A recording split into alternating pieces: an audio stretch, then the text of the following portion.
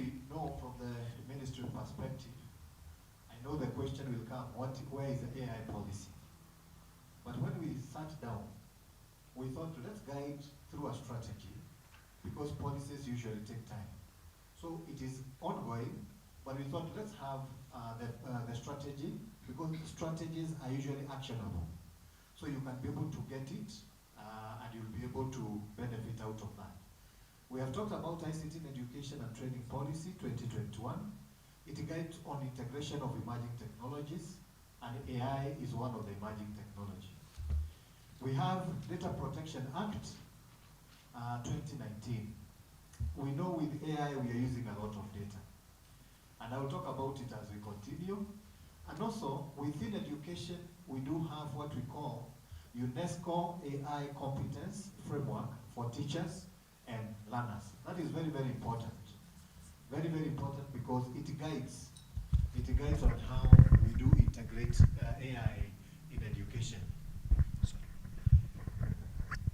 So we are saying these are the documents that we can refer anytime. I know at our level we lead a lot.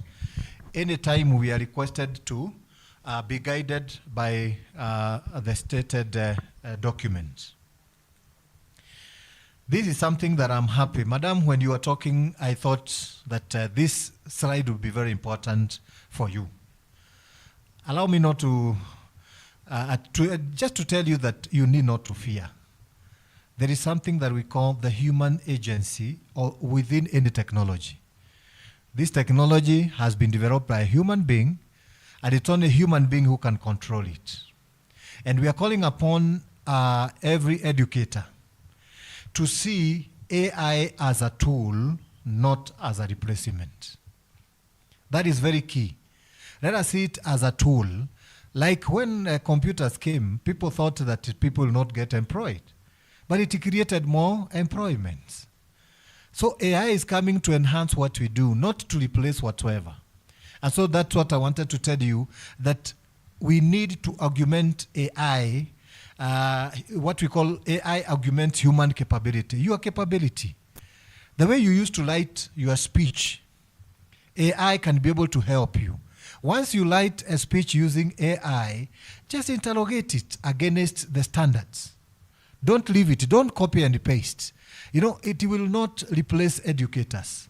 You know, like AI will never be creative. You know, creativity, what we call human creativity, critical thinking, empathy, you know, it will not. The aspect of emotional intelligence. And that's what we are telling teachers, that aspect of emotional intelligence, how you relate with a human being, AI will never do that. And so that's why I wanted to say it is going to be a tool, but not a replacement. The second one, we are saying we need to offer ethical guidance. Ethical guidance while using AI. Plagiarism, we know it is not acceptable, but we tell that we need to have the human being designing and monitoring and refining AI system.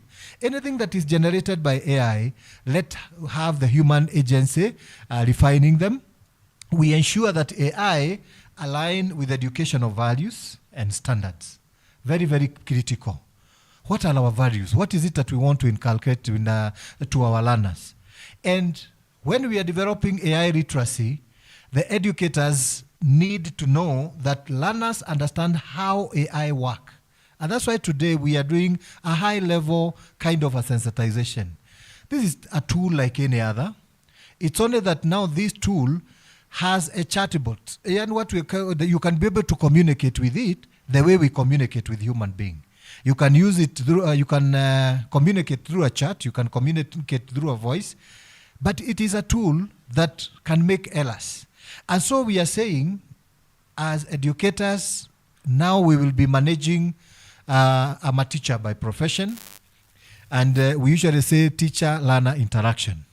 But you can be able to see there is another, what we call something here that is between the educator and the learner.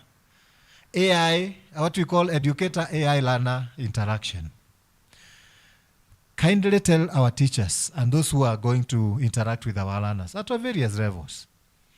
Assume the learner engage AI to get content, the teacher engage AI to get content, and this teacher may not be computer literate.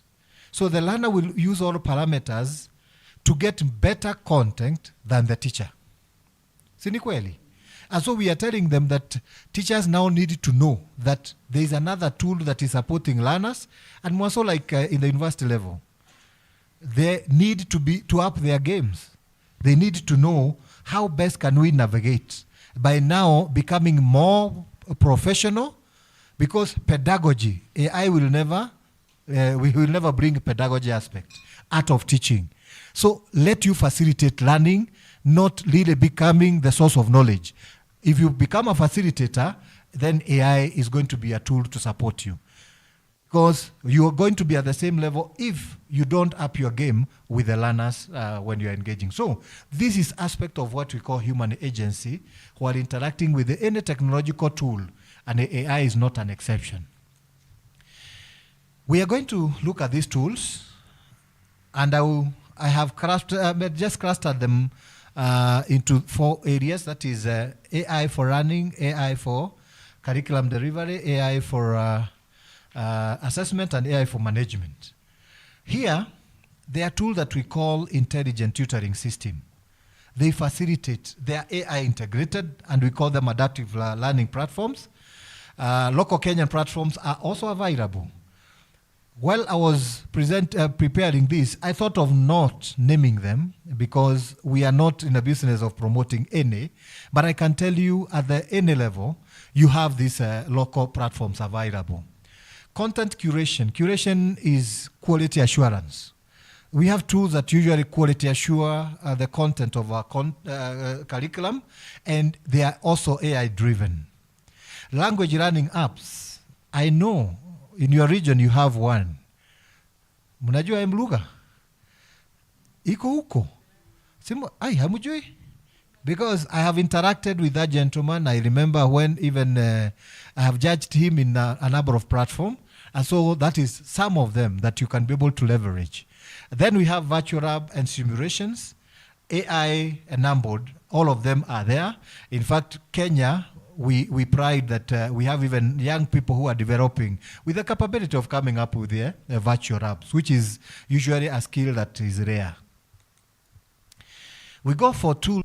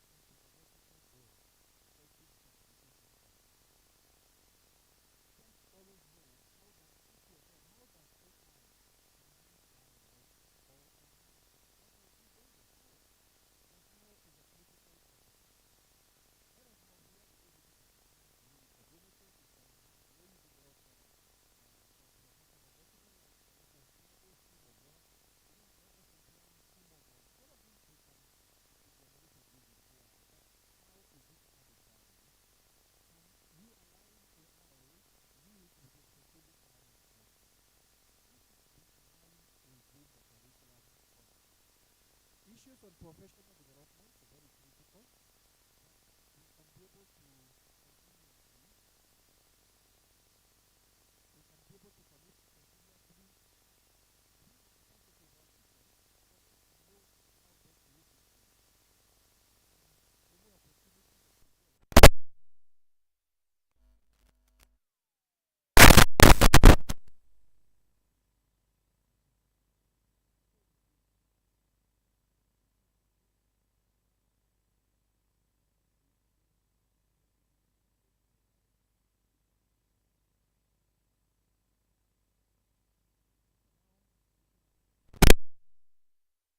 leverage. This is right, and another one will look similar, but there is a reason that it is AI is very appropriate while developing professional document. But teachers require to get the skills. They require to build a language model or to build the knowledge in the AI by maybe giving the AI instruction on which is substance, and maybe even the learning objectives, you know, the experiences that you want, you can guide it accordingly. But don't give it a blanket statement. Generate a lesson plan for grade 4. Don't. It's good to get the skills for you to get it doing almost what you have been able to generate. So you can use it, utilize it in AI for professional document. You can even use AI to facilitate class session using AI tools like I talked about, intelligent tutoring. You can create assessment and analyze the same using AI. But that's what we are saying, that we require to have skills on how the AI is going to generate content for you. The way you command it matters most. You can use AI tools for institutions management, very critical. They are there. And here is where now I call upon us to guide our young ones in our offices. What we are doing, most of us, I'm told to do a speech. I'm picking a document, upload to the AI. We call what we're calling the open AI, because there are two types now of AI. We talked about agentic, generative, we talked about orchestration, but there are two types of AI generally, what we call open AI and open source AI. Open source AI is you can be able to install it in your server and control the data. But open AI is what you people are calling ChatGPT, Gemini. That is open AI. Open AI, the servers are in someone's domain, not yours.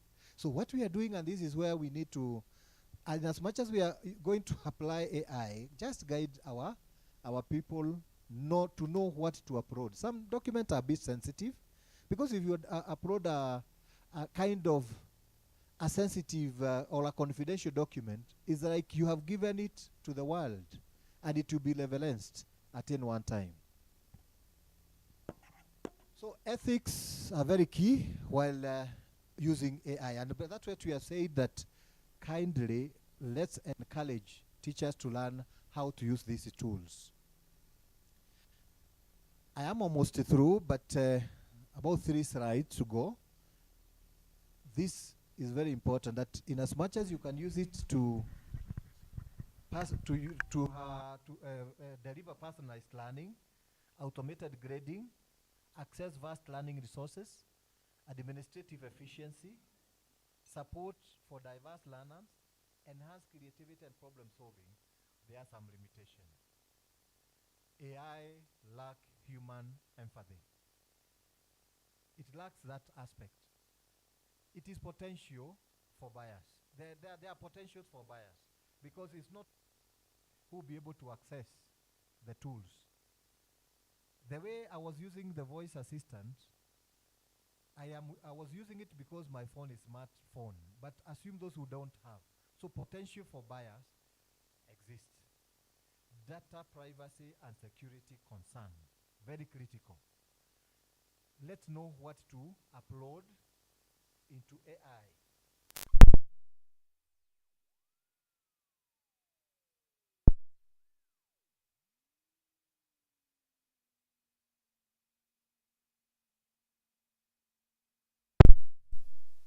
some applications usually come with some features that are lying to us.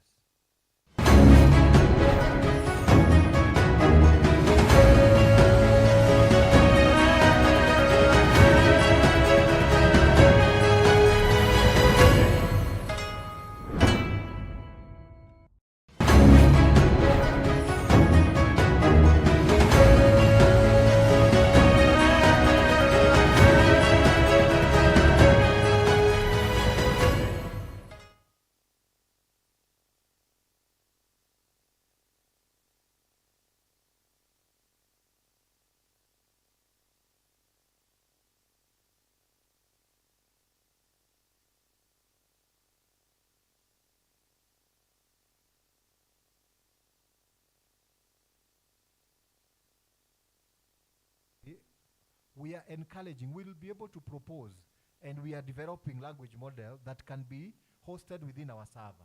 And we build it as a Kenyan AI, you know, such that now when you are searching, you'll get Kenyan content.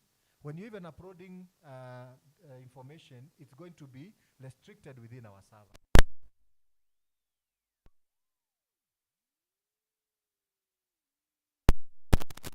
So majorly that is a very good slide that we need as a senior educators. We need to check on opportunities vis-a-vis the limitation. I want to go to this second last slide. Somebody, mostly when we are in our offices, the question that we are usually asked, how can we define an ICT-enabled environment? Basic ICT-enabled environment in learning.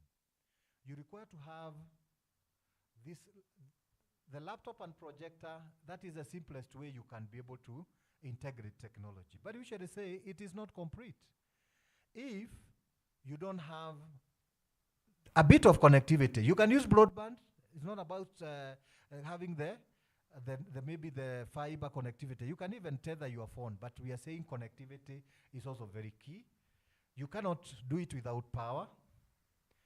You cannot do it without digital resources. Remember the very first model? Sound is key. Why? When you want to play a video and the class is a bit congested, the laptop itself may not. So like a small speaker, a speaker that will enhance the audio of the device that you are using, and ultimately the teacher capacity. Very, very important.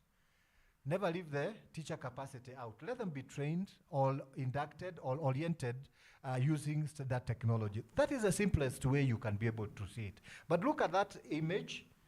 This is an AI-generated image. I only just requested AI to generate for me an ICT-enabled learning environment. But you can see these are most ideal.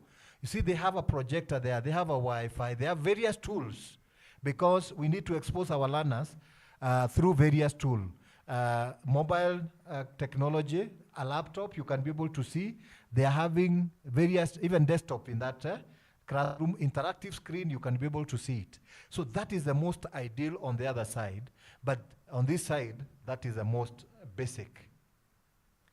So within the Ministry of Education, we have that structure that support ICT in education. At the headquarters, we have ICT for E, unit, and also ICT directorate. They have different mandate, but they supported in kind of support integration. We have National ICT Innovation and Integration Center at Kenya Science. We have ICT interns, and I know they are there in your offices. We also work closely with ICTOS, ICTA officers. Very closely, they know, understand our policy. And also at the sub-county, at the school level, we have been able to create a kind of a community of practice that we call ICT champions.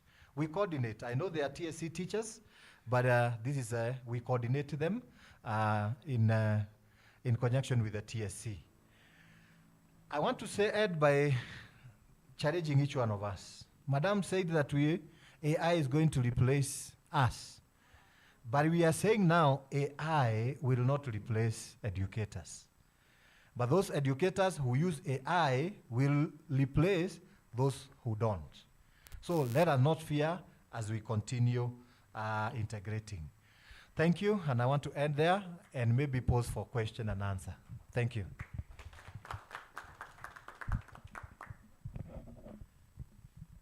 Any question you feel like we can respond to, one or two, and then after that I will hand over the mic to Mr. Hassan to guide on the next step.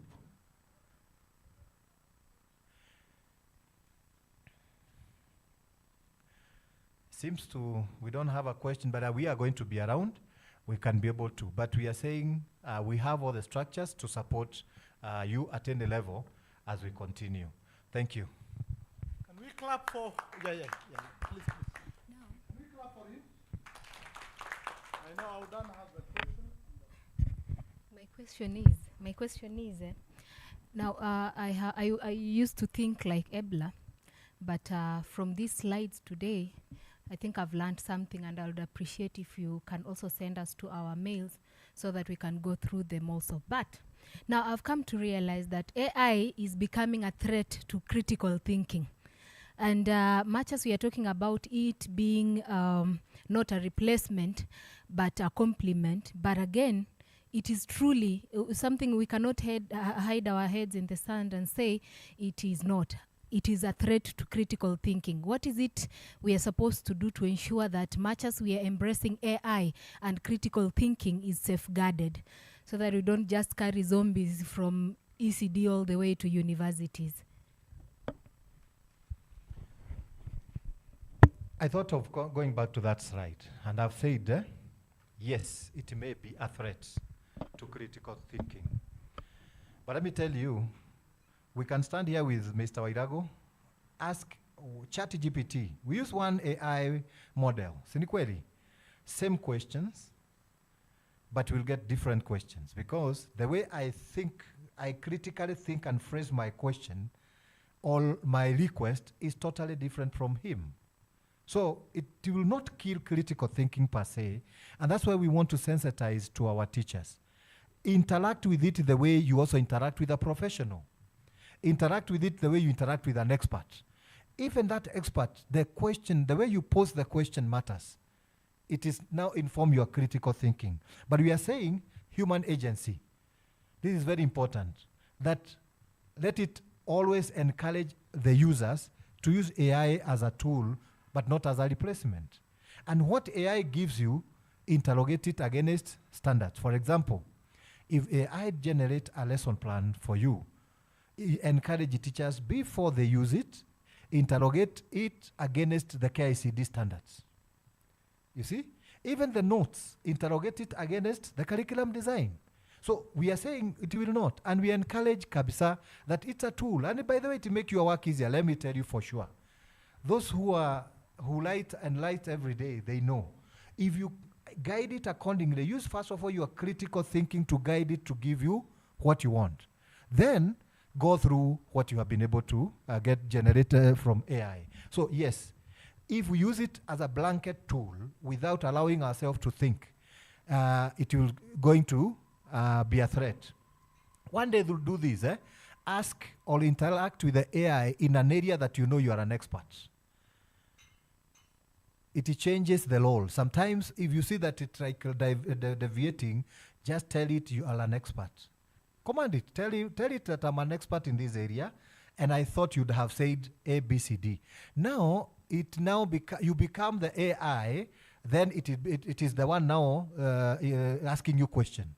And you engage. So, it is us to guide the way we use it as a tool in order for us not to kill critical thinking. But I say for sure, it has potential if we are not going to guide our people well.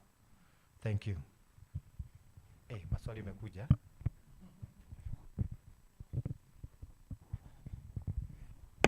Yes, sir. How is AI different from the traditional computer programming? The difference between AI is integration.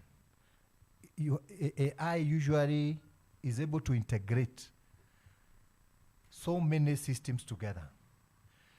Even computer programming, if you integrate two systems, you can be able to see, there is something that we call API, Application Programming Interface. You can be able to have them speak together. But the AI now, it has that integration at the back end and a chatbot at the front end, that now you are communicating with it like a human interface. So it is a program, but like any other, but through integration of what I talked about in the initial slide, machine learning, deep learning, language, natural language processing, all this integration now can be able to give you through chat or through voice. You can interact with it seamlessly with the interface. So all these are computer kind of aided technology. But AI seems to be very unique because it has provided the front end that you can interact with it like we interact with a human being. So with that, I think I can pause. Thank you. Thank you so much. Can we really clap for Karanja again? I want to request we fill these empty seats at the front. Yeah, please. So that we can have a full class. I'm sure most of us are coming from a teaching background.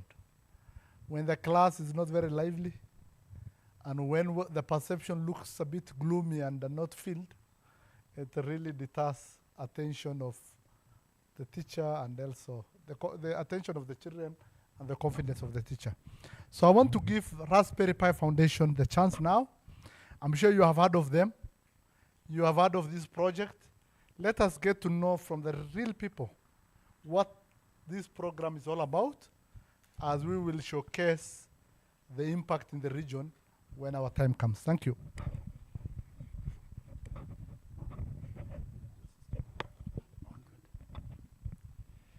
Thank you, and good morning once again. Good morning. My name is Peter Wairago, as I had mentioned before, from Raspberry Pi Foundation. We say pi, like the one in mathematics, not PI, Raspberry Pi Foundation. And I'm sure that some of you may have interacted with either the foundation or even the sister company that deals with the kits, the devices that are used for making robotics. You may have interacted with them. So Raspberry Pi Foundation, our mission is enabling young people to realize their potential through the power of computing and digital technologies. Because we believe that there's a lot of power therein when they learn how to use technology. And if we can help every young person to be competent in the use of technology, we may not struggle so much in developing our regions, because we know that these people, they will bring in the dollars from wherever. And we know that Kenya is one of the countries with a very educated young community, and therefore they will play a global role wherever.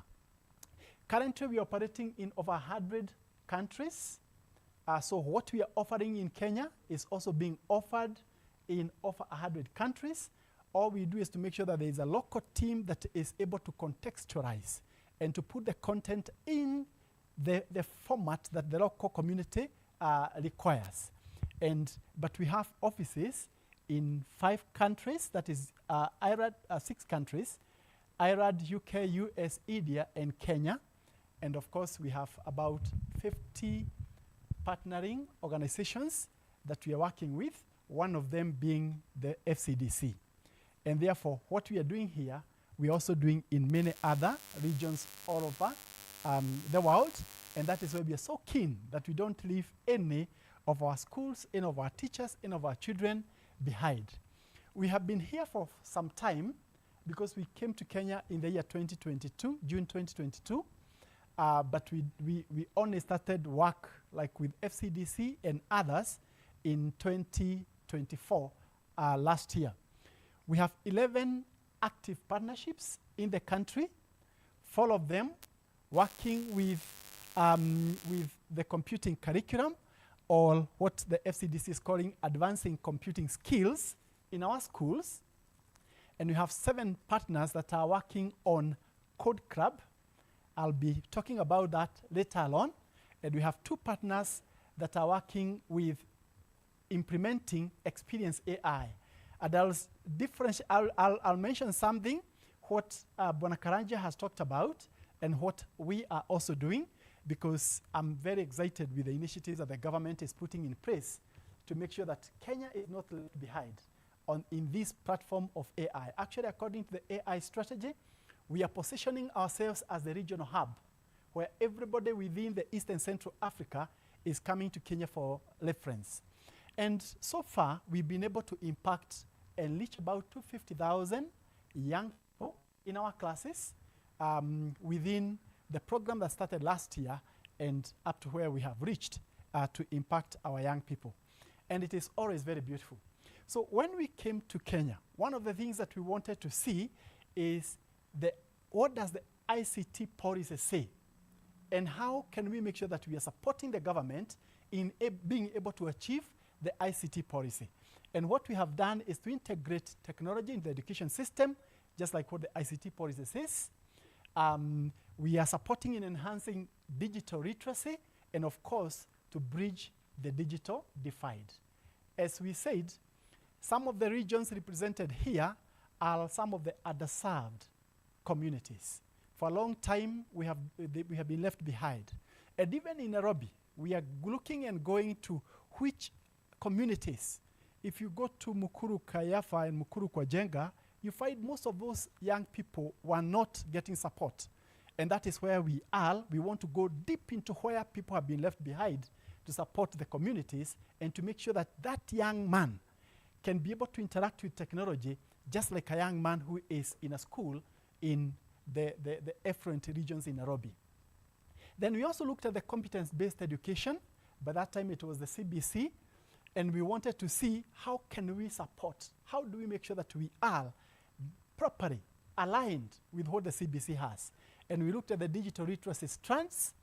I'll be talking about that shortly. Then we also noted there's the pre-technical studies that was really harassing teachers. Any teacher who was given that as a subject to teach, many of them would skip some of the sessions that are therein.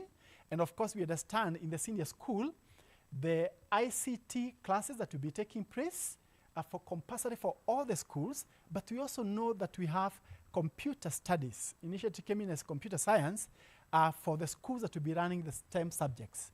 Then we have the CBE pillars of learner-centered pedagogy, inclusion, and ICT integration that we felt are very important as we carry out, as we frame the curriculum that we're working with in Kenya and the support that we're giving to the schools in Kenya. How aligned are we with the CBE? And of course, we have looked at the Kenya AI strategy. I took enough time to go through it, understand how we can be able to interact with it. The AI that we are coming together with, we are working together with Google DeepMind we have designed a curriculum that fits the learner. What Karaja talked about is what is fitting the teacher, and I am coming from the learner, from a learner point of view, because even our young people need to understand this.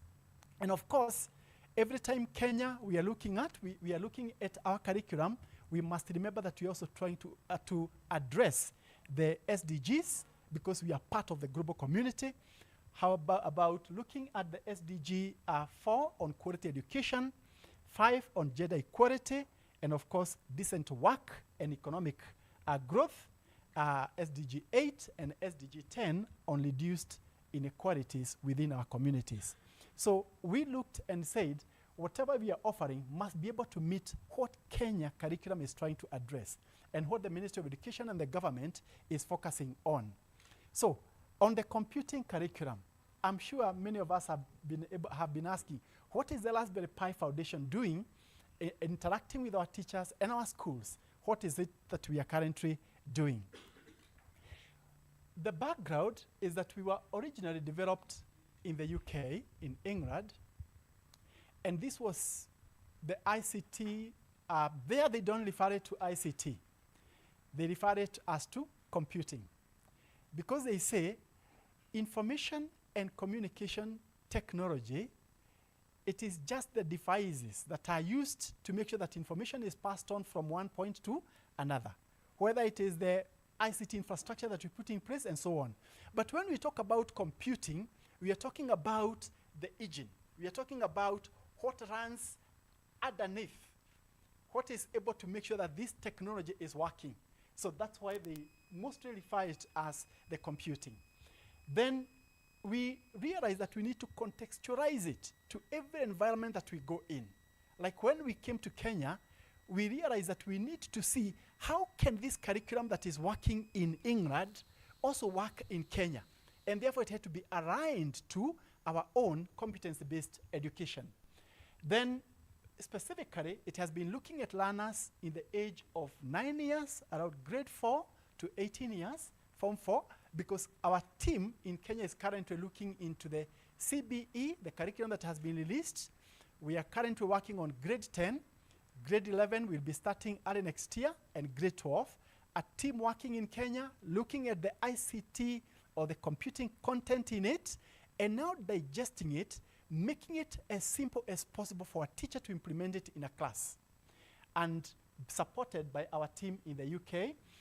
In the first year of working with the FCDC, we were able to reach 55 students across 150 schools. And this year, we have talked about 71,000 students that we are currently reaching within this region.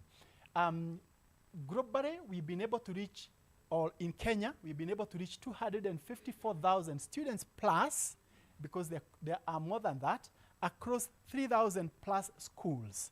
So some of the schools that you have, and you know that we are offering this, like we have had, they make part of the 3,000 schools that we are offering this in the country. And when I sit with a team in Kenya, and even when I meet with the Minister of Education, we are telling them we would want to reach to every school in the country, every school, every teacher, that every teacher is competent, they can be able to sit and be able to teach using the technology that's available. Now the question is, how do we organize this? One of the things that we provide to the teachers is the lesson plans. Because every time you bring in the computing content, like one of them has been mentioned, Scratch, some teachers, they have never heard about it. So how do we expect them to wake up and be able to train it or to teach young people? And therefore, we have gone and documented, simplified that product, made it so easy as it is covered within the syllabus, within the curriculum. Now, digested it and been able to come up with the lesson plans, the presentation slides, and also the activity sheets. What are the things that the students or the learners should be able to do in a classroom setting? And we have come up with a very simplified curriculum that even a teacher who has no background in ICT can be able to start and be able to teach it comfortably. And that is what, when you move around in the schools, and we took some time when I think the last time I visited was in Garissa and Lesotho in Wajir, and I was able to walk into the classes and see how is the teaching taking place. So the teacher, the three important documents for a teacher, because I said I'm also a teacher by training, and have been in the classroom in Kenya for many years, both high school and also teaching at different other levels. Schemes of work, very important. Is it still important today? Yes. A lesson plan, also very, very important, yeah? And we also make sure that the teacher's classroom notes are also available. So the teacher is provided, in this we provide the lesson plans, and we also come up with the classroom notes. So what the lesson plan will do is tell the teacher, in the first 5 minutes, what should you do? And when they open the slides, they find exactly what they were guided. So all the minutes of the lesson are covered, guiding the teacher step by step on what should be done. And when they go to the slides, they are able to see it. So the teacher will only need to familiarize themselves with the notes, and they can wake up, get into the class, and teach. And one of these days when you have some time and walk into the class, just to observe some of the classes. And it is so very exciting. In one of the schools, because I get reports from the teachers, there are WhatsApp groups for teachers that are contributing. When that classroom was being taught, other learners were peeping from outside the window so that they can see what is happening. And the learners were being excited. Today, when you see them doing programming or coding using Scratch, a very interactive product, you see the excitement in the classes. And what we are looking for as teachers and as educationists is a very engaged environment within our classes. Between the learners, consulting each other, because we also believe that learners should be able to support each other in the learning process. That is when you understand better. Even you as a teacher, some of the concepts you understand them better when you teach, isn't it? That is true. So even the learners, we encourage them to share their information, the knowledge that they have as much as possible, and we are supporting the teachers to make sure that every teacher can walk in and as easily as possible be able to train. And we are saying it doesn't stop there. If that teacher you teach them, you give them a chance to teach Kiswahili or to teach science, supported by technology, now they are able to demonstrate, even using the screens. The students can be able to see, why should we be talking about photosynthesis? And the learner can also be able to see it in a computer when it is actually taking place. So those become very important things, and we are making sure that our learning environments in our classes are as interesting, are as exciting, that learner cannot be, there are teachers who will walk in and the learners can even doze, especially in the afternoon. But this one, you can be sure they can't. We were able to go, or we have taken time to look deeply into the curriculum. And currently we are engaging with the KICD. And we're even telling them what are some of the improvement areas that they can keep on improving in their curriculum. We looked at grade 4 to 6, and we said, what is the ICT content that is covered there? And we're able to see there was the drawing, the painting, the labeling, and this is not the drawing by hand. It was drawing by using technology. The internet search, how can our learners now learn it? The simulations, the coding that is in there. And we are able to see what can we do. And that is the content that we looked at. We went to junior school. We looked at the pre-technical studies being offered. And we looked at what are the discrete lessons that are covered in there. Computer concepts, ICT tools, computer hardware, data, visual programming. And most of the teachers, the other day I spent some time in Machakos with Semester, and they had called in some teachers. And teachers said, when they would go in and find visual programming, the assumption is that programming is difficult, and therefore they skip. See, they know that it is not examinable. So they happily skip and move on to the next. But now, after this, you have seen that teachers are enjoying that part even more. They are more excited, looking forward to be given opportunities to handle this. And then we are looking at senior school. Currently, we are looking at grade 10. Our team is almost completing developing the content for grade 10, aligned fully to what is being offered, so that January next year, the schools that we will identify with FCDC, we will be able to support them from day one for them to start learning the computing classes. Because our teachers is the same teacher who is teaching chemistry and physics, that we shall give them the lesson to go and teach the ICT, introduction to ICT. They are the same ones that will be teaching operating systems. If they haven't had time to do it in the past, unless we come in and support them. And that's why we are saying we really appreciate, and we have been in touch with all the organs of the government that are helping the teachers in senior school.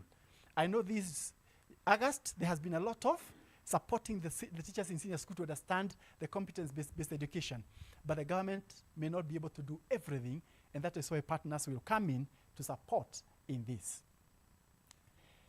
Then, how are we rolling out the computing curriculum support in our schools? If you look, you can see the different teams. The first one is FCDC, covering the 10 counties where you are represented. The project started in 2024. Schools so far impacted 120 schools. Teachers trained 170, and they have been able to cover 71,000 learners.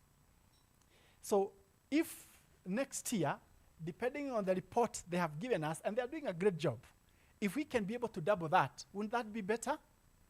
But what we're also saying, we want to work like what they call the hub and spoke approach. That one school can be trained here, and that school can be able to impact the schools that are neighboring, so that even if we train one teacher in a school, that teacher can also be able to train all the other teachers. And gradually, we're able to impact the whole environment within the neighborhood. We have another group called the Tech Kids Africa in Mombasa. They're dealing with 3 counties, Mombasa, Taita Taveta, and Nakuru. And they have been able to cover schools impacted 170, teachers trained 670, and the learners impacted 73,000.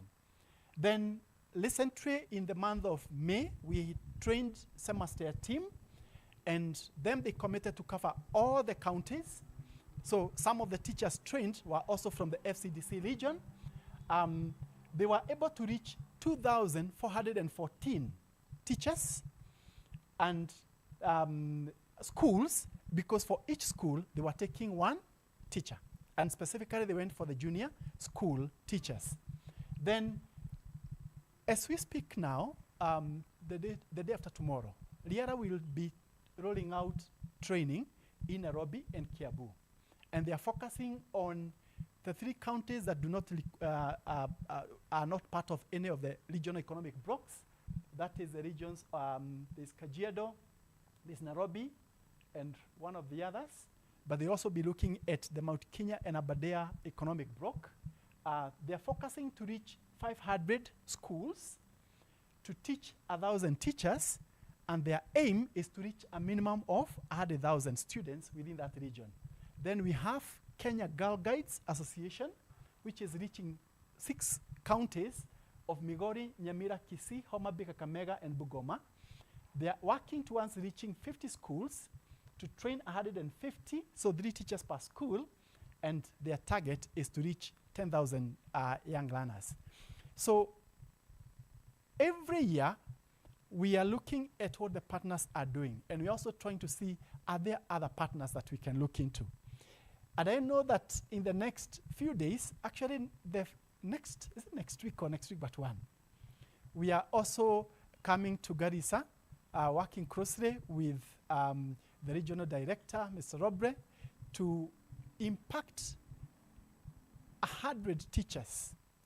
We are looking at 10 teachers that will be like the community support team or the ICT champions, and 90 teachers from different schools to be impacted.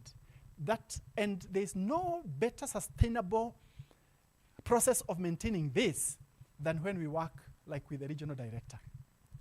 Because he understands the ecosystem much better than any partner can walk in. And the sustainability of that becomes much easier because through the normal process that the education ministry oversees the learning of what happens, they are able also to ensure that even the integration of ICT is also taking place in the same way. And hopefully we will be able to venture into maybe work with more of the regional directors of education, work with more of the regional economic blocks. Currently we are just having discussions with the Lake Region Economic Block so that we can reach into the 14 counties within that region to make sure that every young person gets an opportunity to understand this. So that was on advancing computing curriculum, and we've been able to do quite some beautiful work, of course, through our partners here, the FCDC. But allow me to mention something about Code Club, because I mentioned about it earlier on. What is this Code Club? In schools, in the late afternoon, between 3:20 to 4, and I think for the younger ones, from 2:30 to 4, they participate in the co-curricular activities. There are debating clubs, there are sports, there are different clubs and so on, yeah, that the young people are participating in. But these young people that we are training them ICT, some of them are discovering, the eureka moment. Some of them are discovering they are very good in this coding. They are discovering this is what I would want to pursue. And therefore, each of them needs to be given a chance to have an opportunity in where they can go and now try deeper skills try now more focused skills in coding and robotics. And what we are doing is to set up a code club in the school so that the young people who realize that very much, this is what I want to do, they can go when the others are playing volleyball, another one is in a debating club, another one is in taekwondo, this one can go into a code club. And now they are coding, and we are giving them a platform where they can be able to position or to showcase what they are coming with globally, using what we are calling the coolest projects. And I know different partners. Recently, we were just somewhere around here at the Moi Education Center with the Young Scientists Kenya, and they were also displaying what the young people were coming up with. There was an excellent project I loved from some young people from Marsabit. I loved it because I was among the people who went around seeing what the young people are coming up with. And it was excellent innovation that I thought they need to be supported. So what is this Code Club? Has also been here for quite some time, since 2012, the largest non-formal learning program, because this is not formal, like the advancing computing skills. This one is in the afternoon, in the late afternoon, a teacher who is interested in supporting young people in coding, they work with them to make sure that this is working. Mostly it is the volunteers, university students, it is teachers, it's not people that are paid that are running it, and it is helping young people to release their creativity, to release their imagination, for them to think, what can I come up with? What is the problem I'm seeing in my environment? What we are doing is helping them to become what Abdullahi called not consumers of technology, not to spend time on TikTok, not to spend time on the social media, but now to be creators who start earning early. Many of them are now earning when they're in the university, when they start doing this coding. And this is the chance that we have. And we are saying we have over 250. If you went to our website, the Raspberry Pi Foundation website, you will see, and all the content in there is free to be used by anybody in the world. A lot of young people in the university are accessing it, and now they are learning using Python, using Java, using HTML for free, and they are put in projects that are very easy for the young people to follow through.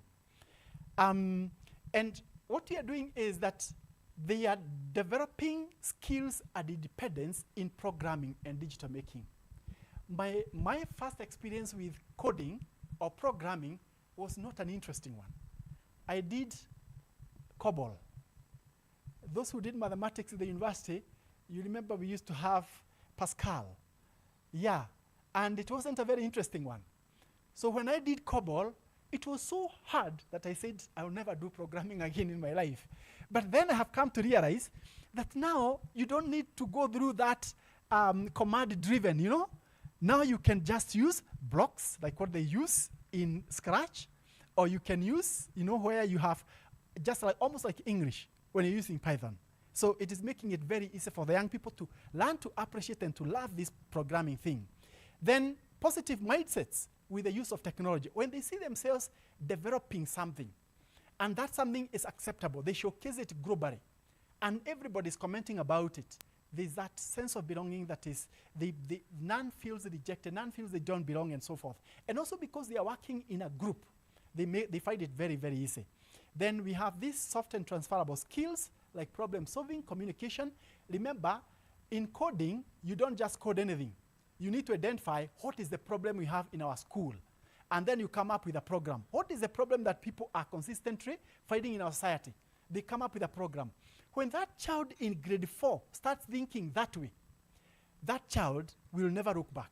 They will be different. They will be impactful in the society to come. And of course, we want to nurture the young people creativity and imagination all through. And as we are saying, it is free, every content we are providing. It's a lot of fun. It is no longer the coding you and me experienced. This one is a lot of fun, and it is completely flexible within the environments that they are in. And we want to make sure that every school can be able to establish a code club. And I know the government was keen. I think in 2022, they had partnered with one of their partners. Somehow it died. I don't know what happened, but there was that intention, but it never made a fruition. we are working to make sure that every school can be able to establish a code club. And we are saying it is not enough in schools.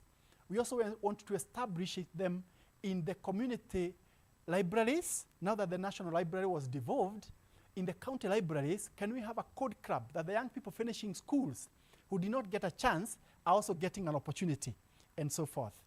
And you can see the impact that the educators, the teachers are saying. 93% agree that their knowledge in computing has increased by just participating in the coding, helping students in coding. 98% agree that their confidence support young people to learn computing has also increased. And 95% agree that they felt confident setting up their code club. Then for the students, you can see 95% have learned new things on computing and programming. A lot of new things.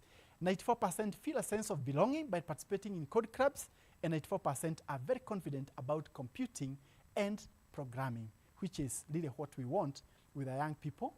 I don't know whether you can see well, but this is the distribution of code clubs in our schools. We have 400 plus code clubs so far established in 25 counties across Kenya. 1,000 plus public school educators have been trained, because for every school we want to have the code club leader and a mentor, somebody who can also support in ensuring this is happening. Then about 22,000 students have been impacted or participating in the code clubs. The dots that you can see represents code clubs in different parts of Kenya. And if you look keenly, you can see most of the FCDC region doesn't have a lot of those dots. And that's why recently, one of the partners that we have partnered with is MLuga. So if you see MLuga, ask them, when are you starting a code club in the schools in my region? Because we have so far agreed with them. They are working in Wajir, Garissa, and Mandera. Hopefully, we shall also be able to roll it out to all the other regions. But Lamu is represented, and that's where Mariam comes from. They are with one of our partners called Stimulus Africa to make sure that the schools in those regions are also well supported. Finally, I'll mention about Experience AI. We developed Experience AI together with Google. The section that deals with it is the Google DeepMind. So the Google office here, we work together to make sure that Experience AI is taken through. We have so far been able to train 474 teachers. 63% of the trained teachers cited improvement in lesson preparation and delivery using AI, and about 6,300 learners have been taught. Why I mentioned that the approaches are quite interesting, and that's why I really want to have some sessions with Bwana Karanja here.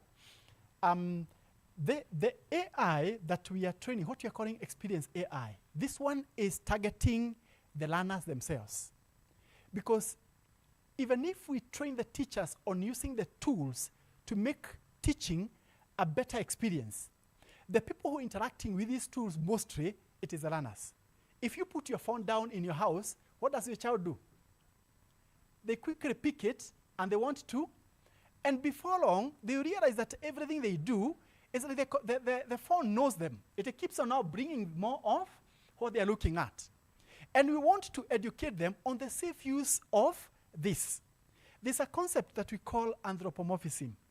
What happens is, young people, when they see on the TV, a cat is talking, a cow is even fighting kung fu, the young child may not have the mindset to differentiate what is real and what is not real. And therefore, we want them from the word go. Actually, as low, if you listen to China, Korea, and a number of those countries have made it compulsory from baby class all the way now to the university that children are being taught on AI. So, because we want to help them to understand what is real, what is not real. The other thing to understand is AI is predictive. It is not, even when you Google, what it gives you, it uses like predicting, because this happened in the past, there's a likelihood that it will.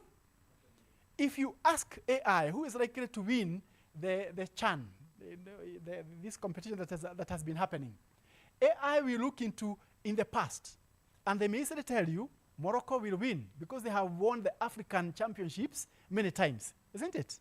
But if you go to Google search, the normal search that we normally do, they will tell you how many times Morocco has won, how many times the Algeria has won, how many times has Sudan won, and so forth.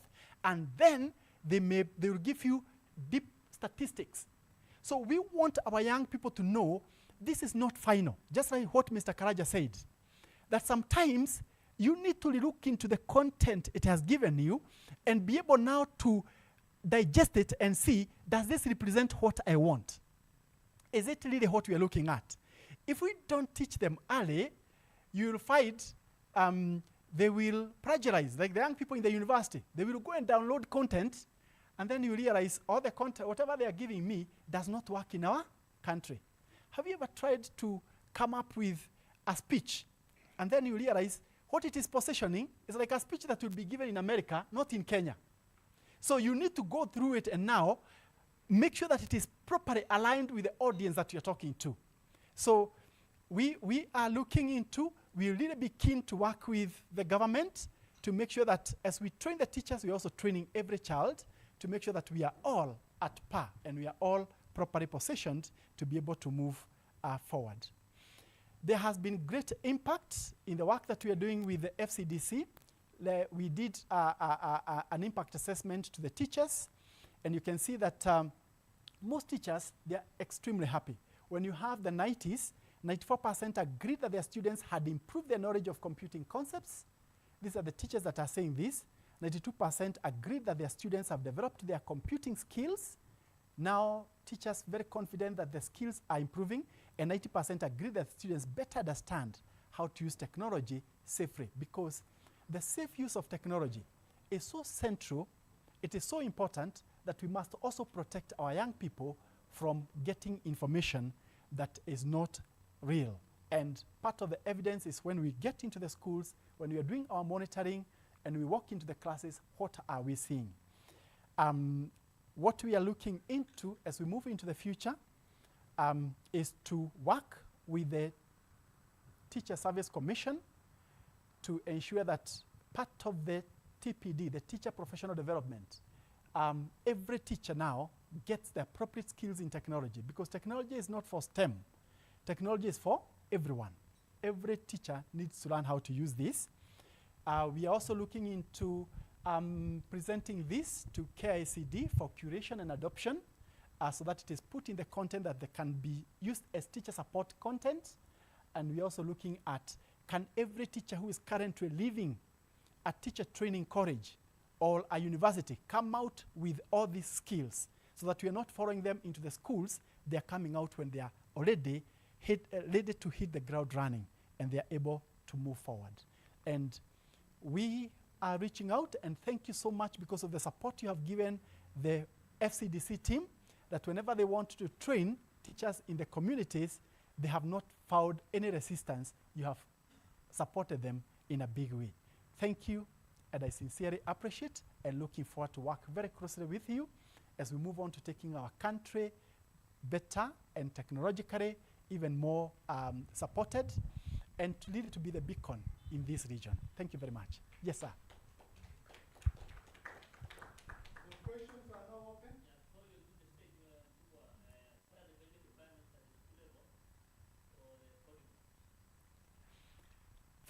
Thank you.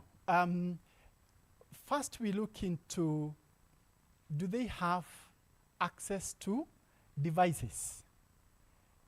And they don't have to have so many devices. In some schools, they only have 5 devices. The other thing, actually, as long as they have devices and they can be able to spare a room where those students can meet. Many have gone for games and others. The rest, we will do, because we shall train the teachers and even the mentors and provide them with all the information they need to have the code club running. The second thing is, once it is set up, and this is where now my colleague Sandra comes in, Sandra will make sure that they are trained properly to be able to guide those young people. And they are put in our database of all the code clubs in the world. They are all in one database, so that any information, any support being given, they are also not left behind. So Just that is the necessary requirement, and Sandra will tell me in case I have left anything. No.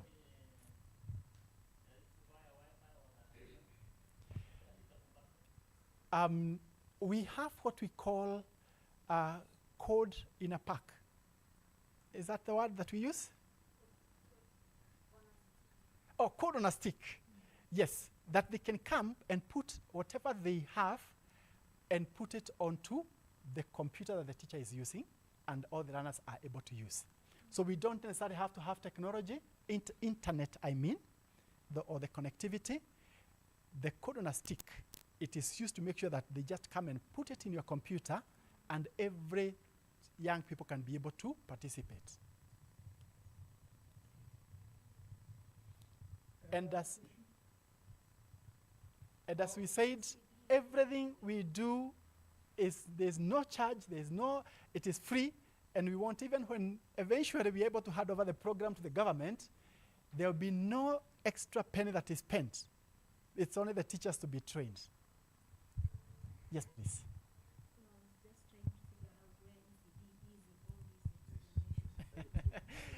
That question I was asked by the DG, Dr. Elias, and we are seriously thinking about that, because we also need to know. I've seen some of the schools in the FCDC region that they are now, instead of teaching the child just one, they also have a keyboard in front of them.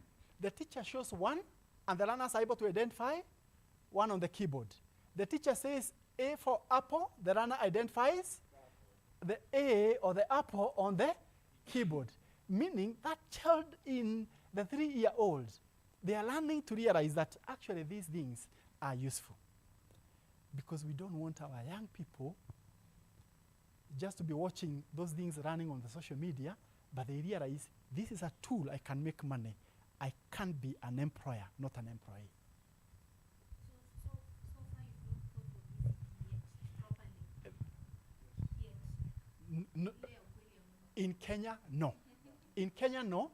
In UK, we are learning from K1. See, that's like baby class, all the way to K12.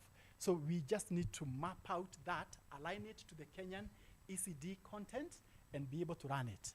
But because of how far we were behind in, because we have to make sure that the young people from grade 1 all the way to Form 4, no, nowadays it's not Form 4, grade 12. Now, as I said, we are working on the content for grade 10, so that January we are ready. By next year, we have grade 11 ready for both computer studies and also ICT, and then grade 12.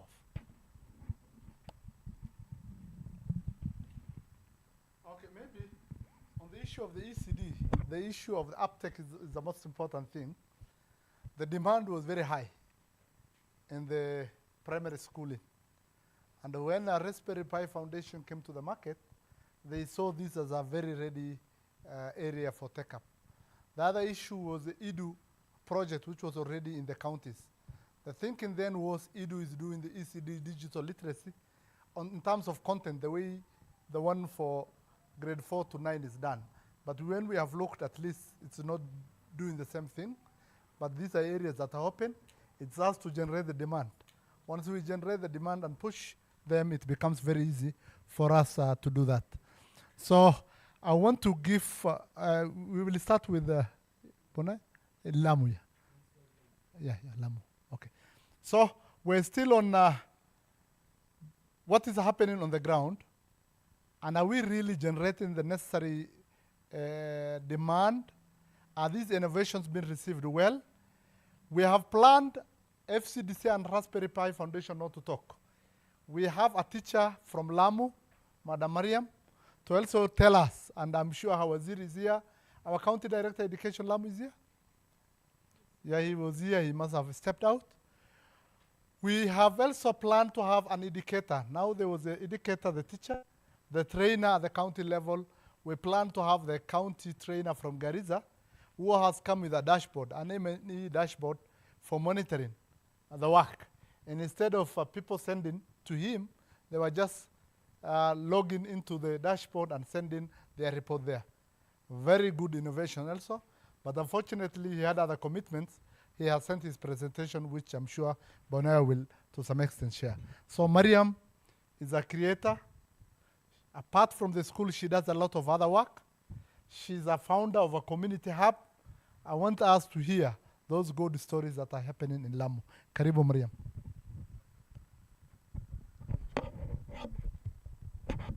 Yes, thank you very much. First of all, let me say Alhamdulillah. I did not expect to be in such a platform to present the key impact and success stories in Lamu. Next, I would like to, good morning everyone, all protocol observed. I would like to share the key impact and success stories in Lamu. First of all, I'm Mariam Abakar. I'm a teacher by profession, an educator in Lamu County.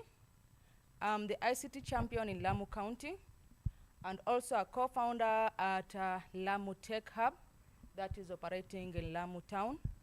In all capacities, I'm working closely with the students. I'm working closely with my colleagues, the teachers, the educators, also the youth in Lamu Town. We are trying to empower women, we are trying to empower students, we are trying to empower teachers with technology so that we can be able to level ourselves with others globally. Let's dive into the key impact and success stories in Lamu County. I'll start by the Raspberry Pi project overview.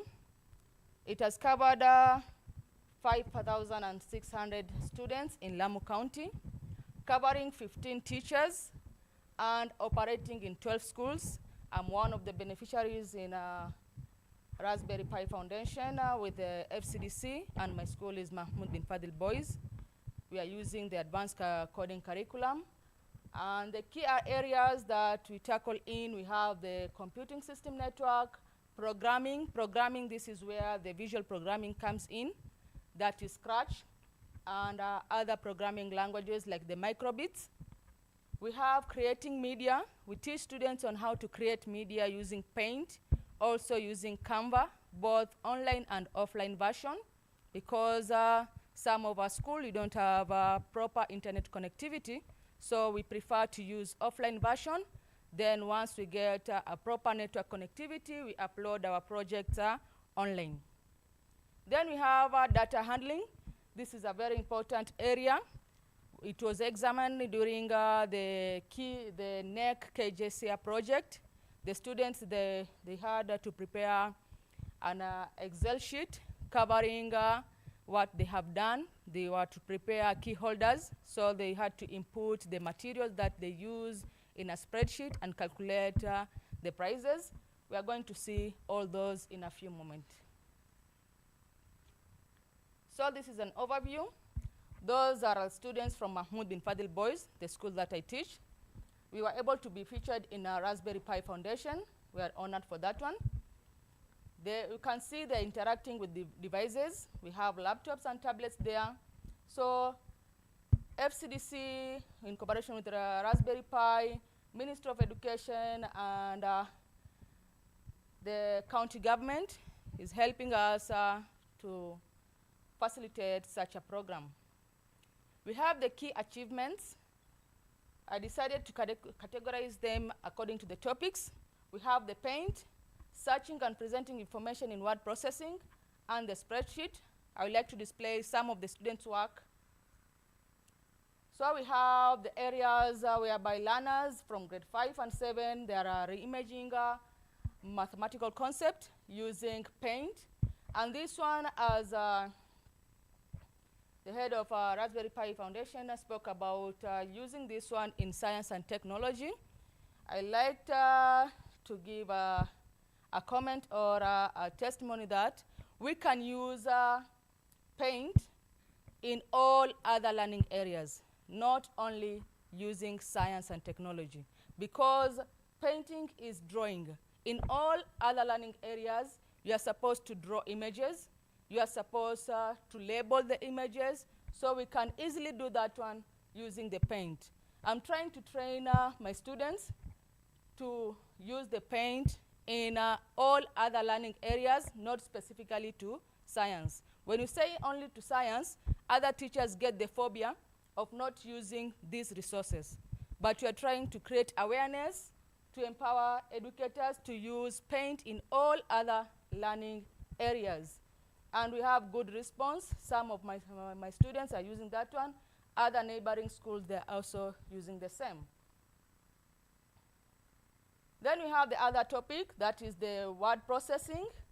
We have in a class setup where, you know, it is not a must for you to have a good infrastructure or to have a lot of tablets for you to be able to implement this one. We are trying to use the little resources that we have to implement these programs. We are not waiting for the gadgets to come.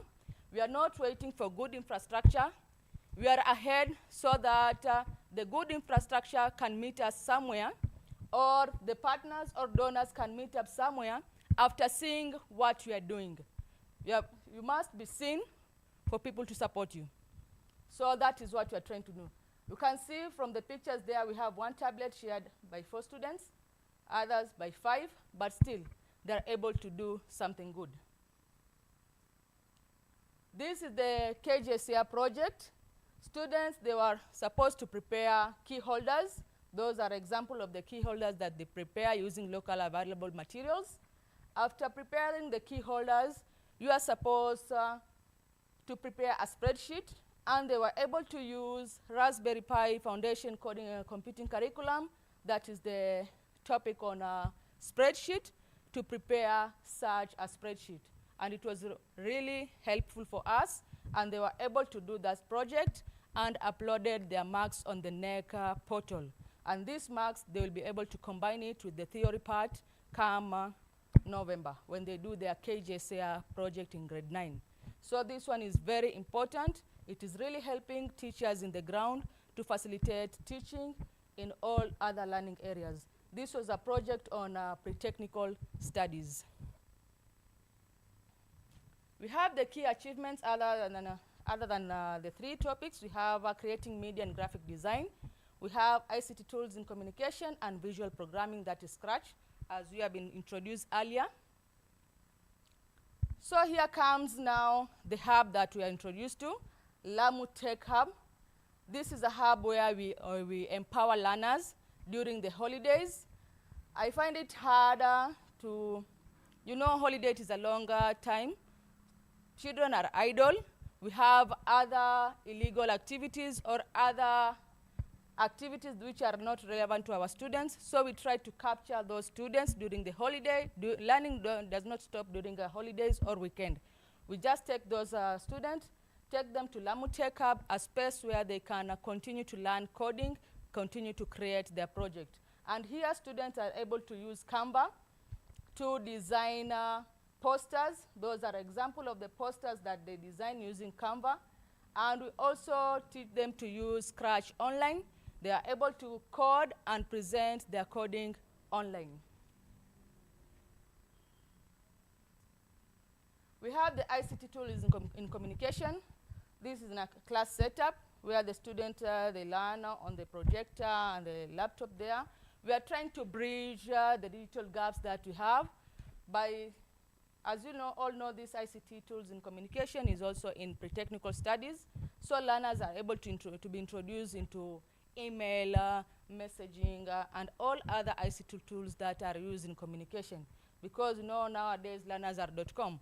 So they must know how to use these devices. Some of them, they have social media accounts, so they must know how to use those social media accounts. They have to know aspect of cybersecurity. You have to teach them all those things. Now, this is some of the innovation that the students came up with. After learning the Raspberry Pi coding computing curriculum, it sparks the interest of creating something. By using the basic electronic, they decided to design a Bluetooth speaker. For the team that they came in Lamu, Raspberry Pi team, they will be approved, or they will give their testimony or feedback that this thing is working. Because I was able to present my lesson using that Bluetooth speaker. So Madam Sandra can give the testimony that this thing is working. And it is the learners who they decided just to pick the jerrycan and to make it to be a Bluetooth speaker. We have the visual programming. You can see learners are sitting just on the floor, but they're able to code using those tablets. Here they're using the offline version. Once they code, I'm able to pick the learner's work using a flash disk, a USB. I just place it on my laptop. I upload all the files. It is a long process, but if you are passionate, there's nothing that can stop you. Now here comes the coolest project online. This is a coordination of code clubs together with computing curriculum. They get the basic of coding on computing curriculum, and they get the aspect of code club, and they're able to come up with the coolest project online. We did not get a chance to showcase the coolest project that we had. Out of 28 in Kenya, we were able to produce 4 projects from Lamu County, and they are all coming from our school. That is my school, Mahmoud bin Fadil Boys. So this one is a mangrove one. It is a project on creating awareness on the importance of planting mangrove in our coastline. As we all know, we are coming from Lamu Island, and we are surrounded with the mangrove ecosystem. So it is up to us that we create the awareness to our learners in order for them to protect their ecosystem at a younger age. So through this interactive gameplay, learners are able to plant the seedling and protect the coastal ecosystem. Then we have a link there. We'll take you direct to the project itself. When I'm through with my presentation, I will showcase those projects live here so that you can see how fun and interactive these projects are. After the project, they are awarded the certificates. These are our global certificates, the coolest project. So these are 2 students, Yahya and Abdulakim, the one that they prepared, the mangrove one. Then we have the second project. This project is blending the ocean literacy within playful learning. We use the visuals to create educational content and fundamental STEM skills. So this one is scalable. You can use any content to ask the questions, whether it is wildlife conservation, whether it is mangrove or marine conservation, whether it is geography, science, history, anything. You can scale this project to any other learning area or any other topic. Once you play this game, we ask questions, then you click the answer, you choose one answer there. When you choose an answer, you are awarded 20 marks. When you miss an answer, 20 marks is deducted. These are the coolest certificates for the 2 students. We have this other one. This is more of geographical mapping.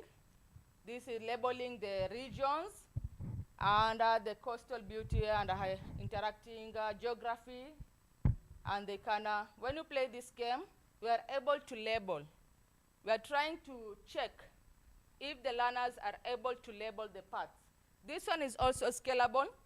You can use this one using the map of FCDC. Learners can identify areas where FCDC are doing their projects.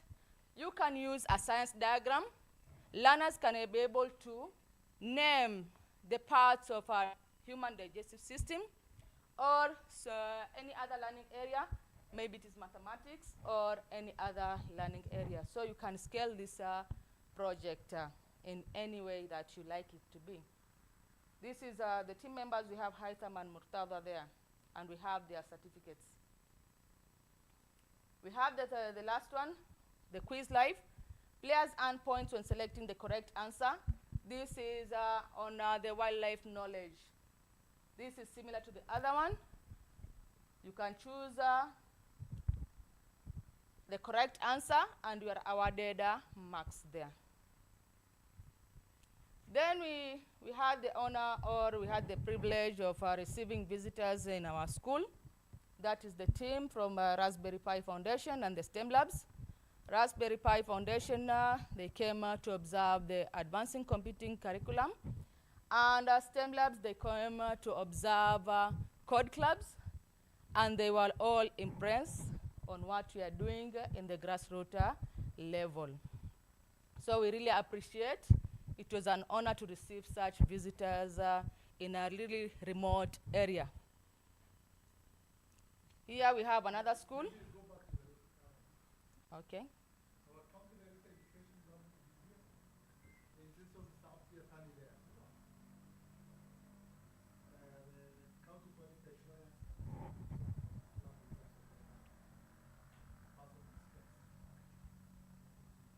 Yeah, thank you. They also had a chance to visit another school on Lamu West, that is Hindi school. They visited another teacher from that school. And this area, we have students from marginalized Boni community, where they get these hands-on skills on coding, on advancing curriculum. So we are reaching out all marginalized communities in Lamu County and all other areas. And we have Mr. Abdullah coming to our school. We are very privileged to get that such a high-level visitor come down to our school. We really appreciate, and we are honored for that one. So he was able to see the hands-on skills on the project from different category of students. Some of them are showing code clubs, some of them are showing microbits projects, and all other projects. Maybe later he can add what he has observed going down there. Now this is a small letter of appreciation from an educator perspective. Sincere appreciation to RPF, FCDC, and the County Government of Lamu for implementing Raspberry Pi Foundation computing curriculum in Lamu. This initiative has significantly enhanced my teaching practice, equipping me with practical digital skills and more interactive approach to learning. Students are now engaging with coding, as we will see here, a proof of it. And also they are confident. The curriculum has sparked creativity, open new learning pathways, especially for those with limited prior exposure to technology. You know, some of our schools, they don't have the exposure of technology. Your commitment to education is making a lasting difference. Thank you for empowering both educators and learners in our community. Madam Bakar Ahmed, educator from Mahmoud bin Fadil Boys. Thank you. Now let me showcase the projects so that you can see, just have a glimpse of it.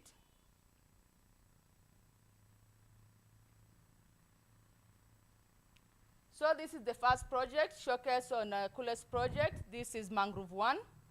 How you play this game? When you click play, let me... The Coco Emoji is a game that creates awareness on conservation and restoration of mangroves by planting mangrove seedlings. Are you ready? Let's go and plant our seedlings. Planting a tree will give you 20 points. You can redeem carbon points when you hit 360 for clean water, school books, and improve.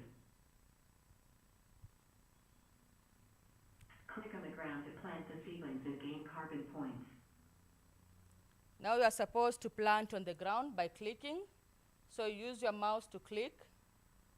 You plant the mangrove by clicking. Just click as many times as possible until you reach the mark of 350 so that you'll be able to redeem those carbon credits.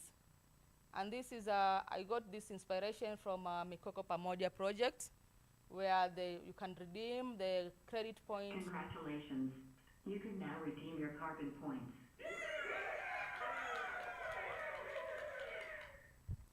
So this is the first project. They can redeem their carbon points by getting clean water, education, and other accessories. So we are creating awareness to our students on the ground. We have the other one, multiple choice game.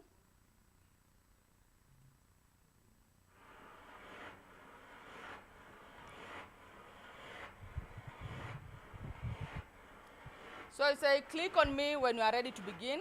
You click on the diver. Now, as a teacher, now you'll bear with me. I will use you as my student now.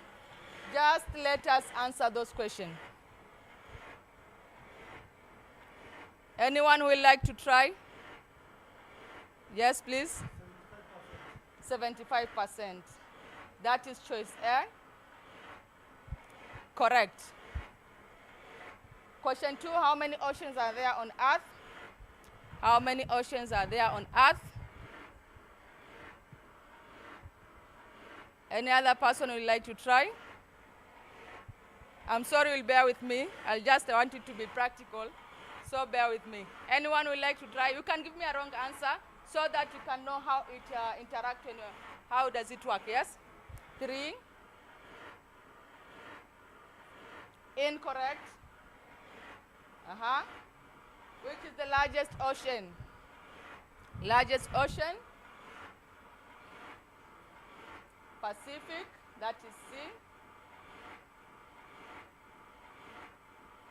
Correct. Comes the next question, which is the smallest ocean. So this is a game whereby we can type in any question that you want. It is an interactive way of learning. Instead of students writing on a paper, instead of students doing an exam, they can do this one. It is interactive, it is fun, they will enjoy once they do such a game. This is a two-way. They can play or they can create the game themselves. So we teach them how to create the game. We teach them, and we can use, they can be used by other teachers to play the games in their class scenario. Maybe the introduction or at the end. Oh, sorry. Let us stop that game. We move to the next. We have Kenya tour.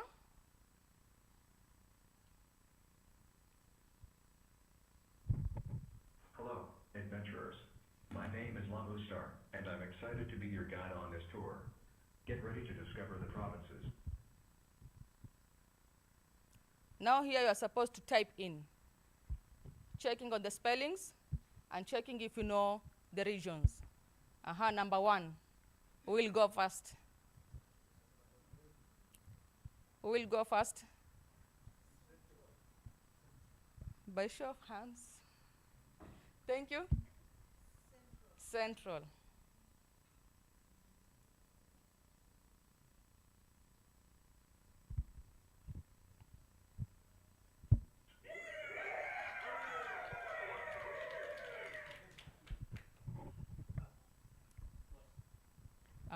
Coast. The next, you'll try to give me a wrong answer so that you can see what will happen.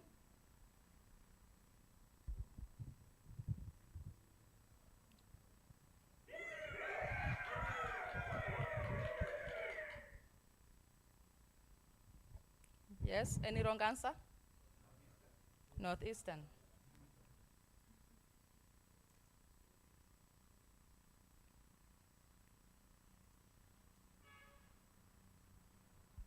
The correct answer is Eastern.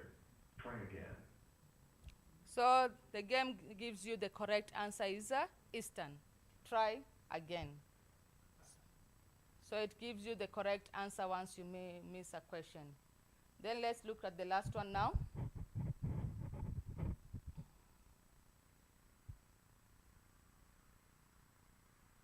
Welcome to Wildlife Quiz.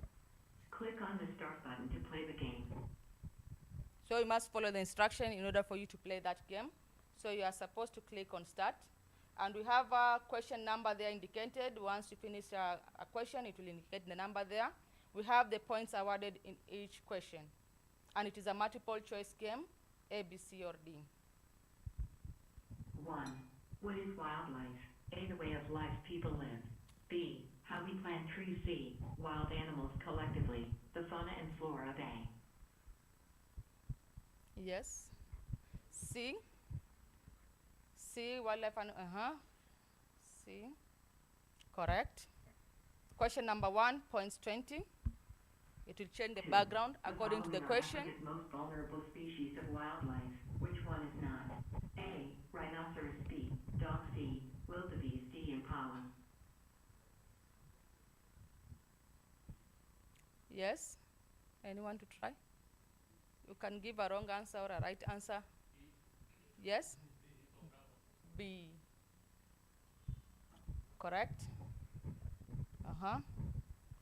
You can see the backgrounds are changing according to the question. The wildlife. A, by educating people importance of wildlife. B, by cutting trees. C, by co-marking. D, by 2. Yes, A? Correct. 4. What is the name given to the following animals? Lion, African buffalo, leopard, rhino, elephant. A, wildlife. B, big 5. C. Yes, the correct answer is? Wrong answer. D. Incorrect. The correct answer is B. 5. Which one is not a type of forest found in Kenya?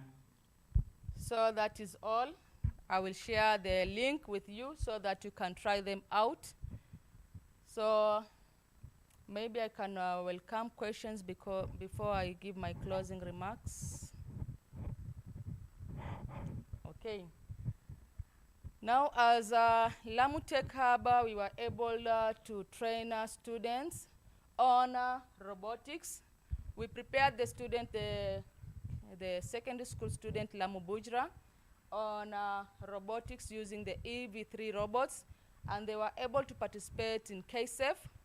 I was also able to be a judge on KSEF, and Lamu Boys Secondary managed to be position 1 at county level, and they were able to proceed to the regional. But the challenge is, as an educator, my school is Mahmoud bin Fadil Boys.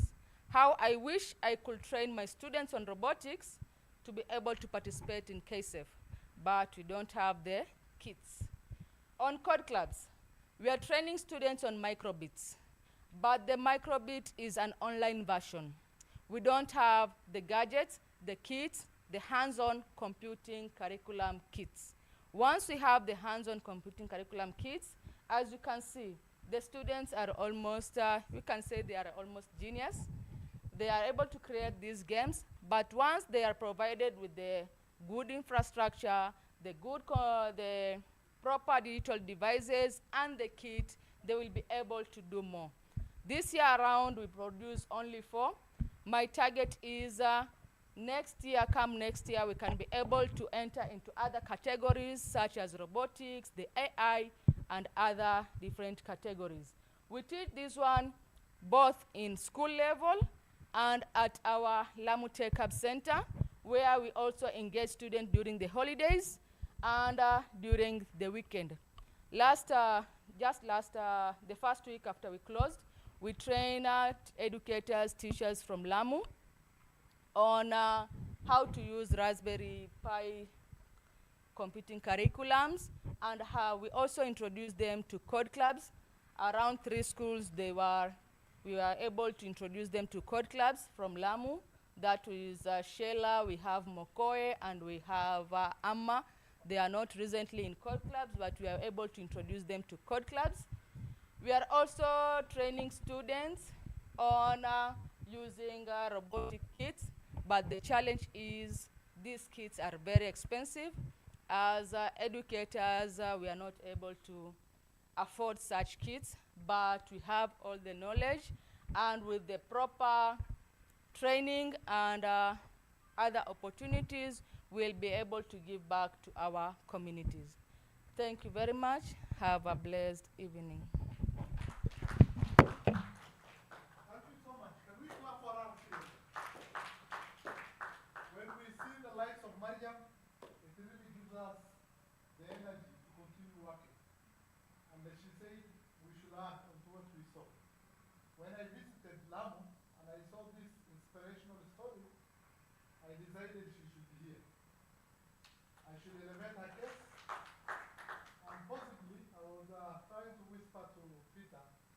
We can have other opportunities at the international level, regional level. These are the local innovations that we need to upscale so as to show that what we are doing at the county or at the lower level is really inspiring people, right? I like the Mangrove project because apart from enhancing the IT skills, it is also put into the conversation on the climate issues in the world, right? So these are the kind of innovations that we want at least to be given the spotlight. And I'm happy Yusuf Ibrahim is also here, a media guru, so that the likes of Mariam Abukar, story can be shared widely, so as to make sure at least such people get the opportunities. Because her asks were very few, that she will have taught robotics, that they should have done a lot of other work, if only the prohibitive cost of the digital infrastructure can be attended to by a willing group. And I'm sure we will journey with them. We will make sure at least we can do what we can together. Waziri, we want to thank you and the County Director of Education for your support. If it were not you, and I'm happy the RDE cost is also here. If you guys will not have given us the support, the likes of Mariam and the likes of those very good students from Mahmoud bin Fadil Boys School would not have come to the limelight. And there are many more good stories. There are good stories from Cielo, there are good stories from Garissa, only that we could not have all of them here. We chose one teacher, we chose one county trainer, so that it's not only RPF and FCDC speaking. So thank you so much, Mariam, and we really appreciate, and we will be very happy to have you more to talk about the issue of the impact, more than us talking about it, because it's you who understand best how this project has started. So I want now to request Bonaya from FCDC to just make first the M&E dashboard for Garissa. We will not be fair to Adla, our CDE representative from Garissa, to deny that Garissa also had its own unique intervention. That our brother, who is the deputy director ICT from the county, felt going around to the schools was a bit difficult. He created a platform where at the end of every month, the teachers will just throw in their reports. His will be just to bring them together. And we will not even forget the reflection meetings in Cielo. Cielo also have their own unique way of doing things. So thank you so much. For now, you can at least carry on that. So that after that question and answer, you will get Thank you, Abdullahi. Good afternoon.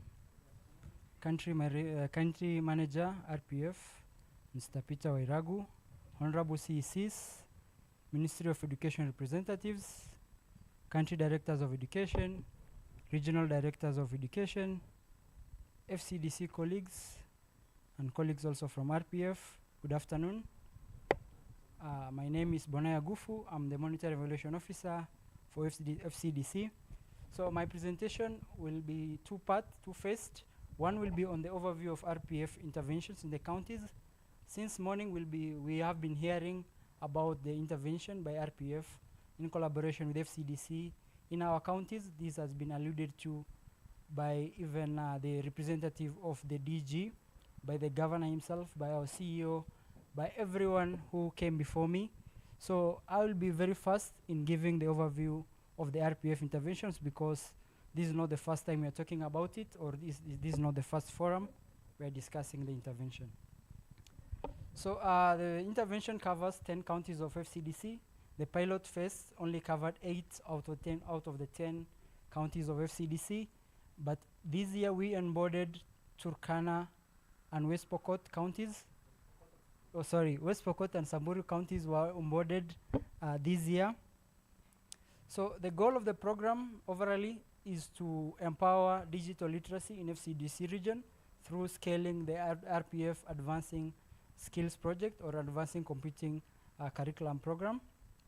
So there are 4 outcome areas for the program. One is device and infrastructure expansion, just to make sure that the tablet to computer to student ratio are bridged, the infrastructure gaps are bridged. And then there's also the teacher training and support, training for the coordinators and also the teachers. We have curriculum alignment for adoption by KICD, and integration of the RPF curriculum into CBC curriculum.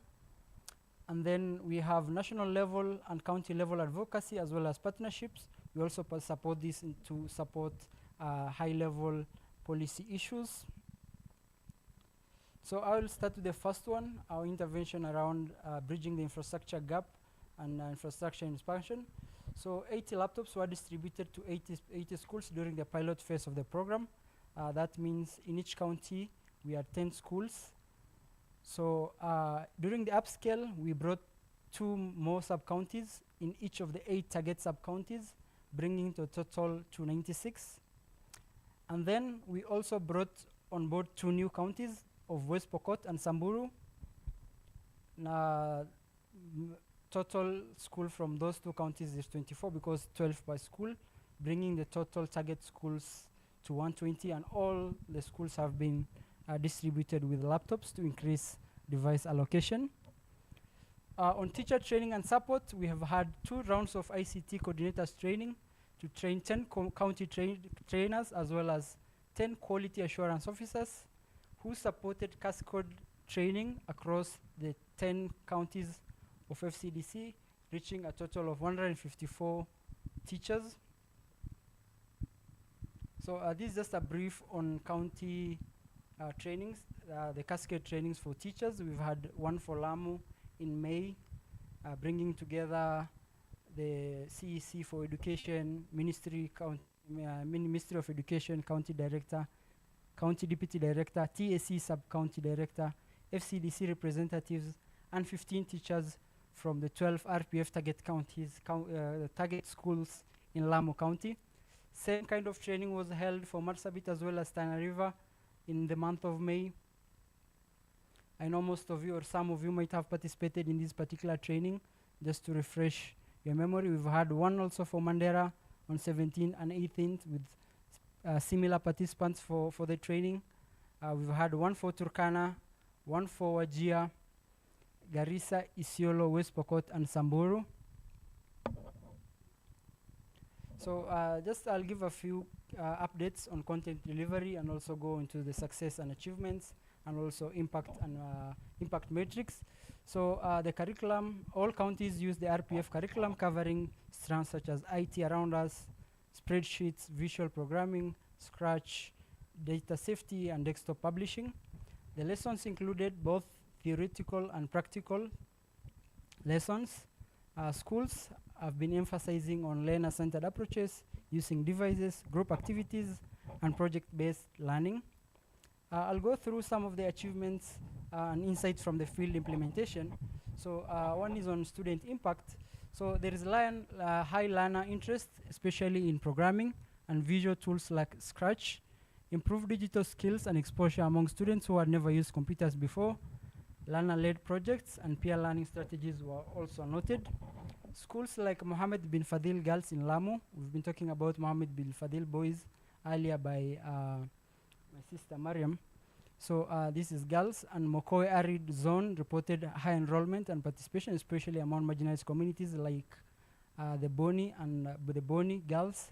In Marsabit, inclusion of grade 3 learners in ICT lessons in Hula Hula school showed growing demand and interests. Increased learner engagement, reduced absenteeism, and growing curiosity for digital skills, widely noted. In Garissa, there was increased learner engagement and problem-solving capacity. Some schools repaired and rehabilitated devices, e.g. Jaribu School fixed 50 tablets, ICT clubs were formed, and merit list tasks delegated to learners. These are just some insights from field implementation. And then on teacher initiatives, several schools have trained peer student leaders.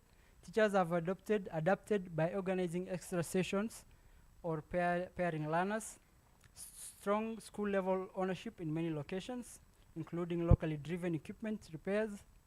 Teachers were able to implement Scratch programming and spreadsheets and desktop publishing, enhancing practical digital skills. Regular monthly reflection and peer learning meetings institutionally across counties. One of the case examples of counties doing well on this one is Isiolo. Teachers showed improved ICT confidence, peer support mechanisms were in place. So there are a number of high-level national events and conferences that we're able to participate in as a program in collaboration with other partners as well. One is the EdTech Summit. We are in Garissa on 11th of June this year. You can see our team from RPF. Peter is there. Abdullah is there.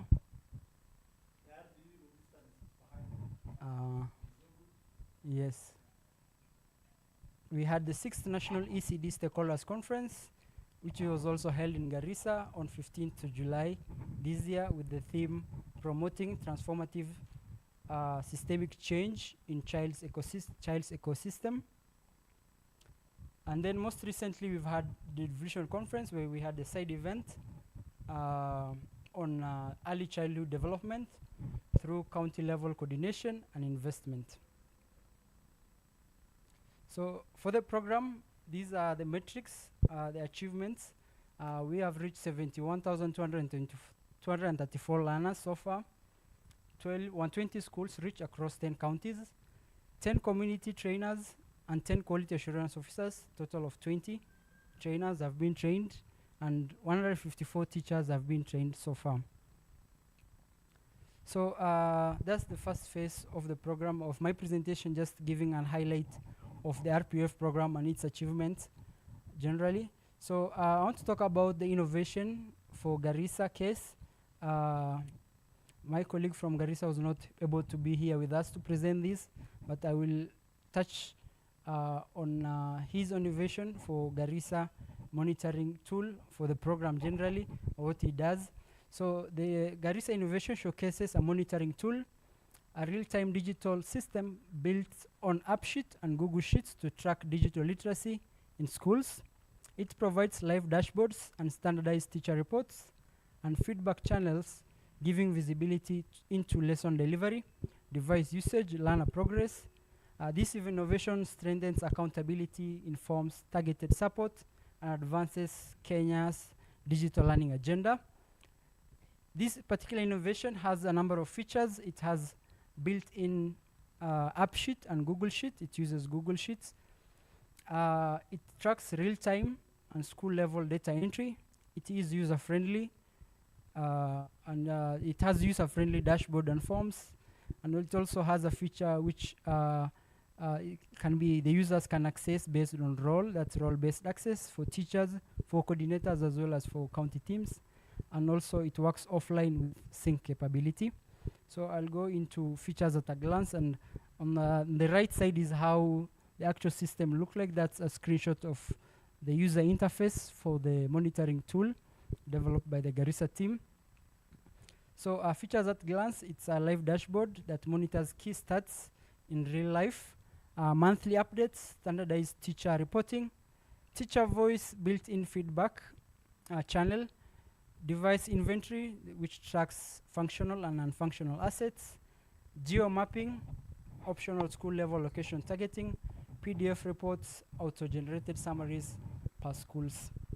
So this is a good case example for Garissa, and I would have loved if you would have been here just to elaborate more.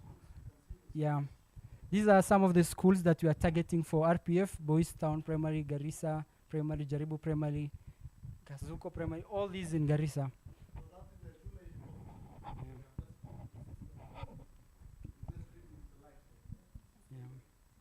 So that's a good innovation from Garissa, and we would love to also learn and cross-learn from each other and see if this can be borrowed by other counties as well. So there are a number of challenges generally in implementation of the program also, and also this provides insights on how to proceed or future outlook if we want to address some of these challenges. So there are device shortages. Many schools report a large number of non-functional tablets and limited laptops. And then connected to that is also infrastructure gaps, lack of ICT labs, and reliable electricity. Example of school in Marsabit, and poor or no internet connectivity in most schools. There's the issue of limited technical support. Some schools reported that device maintenance and software updates are inconsistent due to lack of funds or skilled personnel. And then there is higher learner to device ratio. In some schools, one device serves 5 to 10 learners, limiting practical exposure. This is generally challenges within the field of digital literacy, and it is our collaborative function as county teams, as CECs, as policymakers, as directors, as partners to address most of these challenges. And we hope that we achieve the higher goal of advancing digital literacy in our counties and be where some of these counties are, where, for example, when Peter was projecting the blue dots, the yellow dots, or is it orange, where they have been covered with code clubs, we have students doing coding and programming. We want our schools also to reach the same kind of level. A good example is Lamu. I would have loved to see the same from all other counties. I think when we reach there, it will be good for all of us. So with that, I think I'm done. Thank you so much for listening, and the floor is open to feedback and discussions. I'll give it back to Abdullahi. Thank you. I think so we were able to do the RBF FCDC work in the counties in a record at least time to cover for the time we lost. So thank you so much, Bonaya. Maybe if there are questions, we can go to the questions first.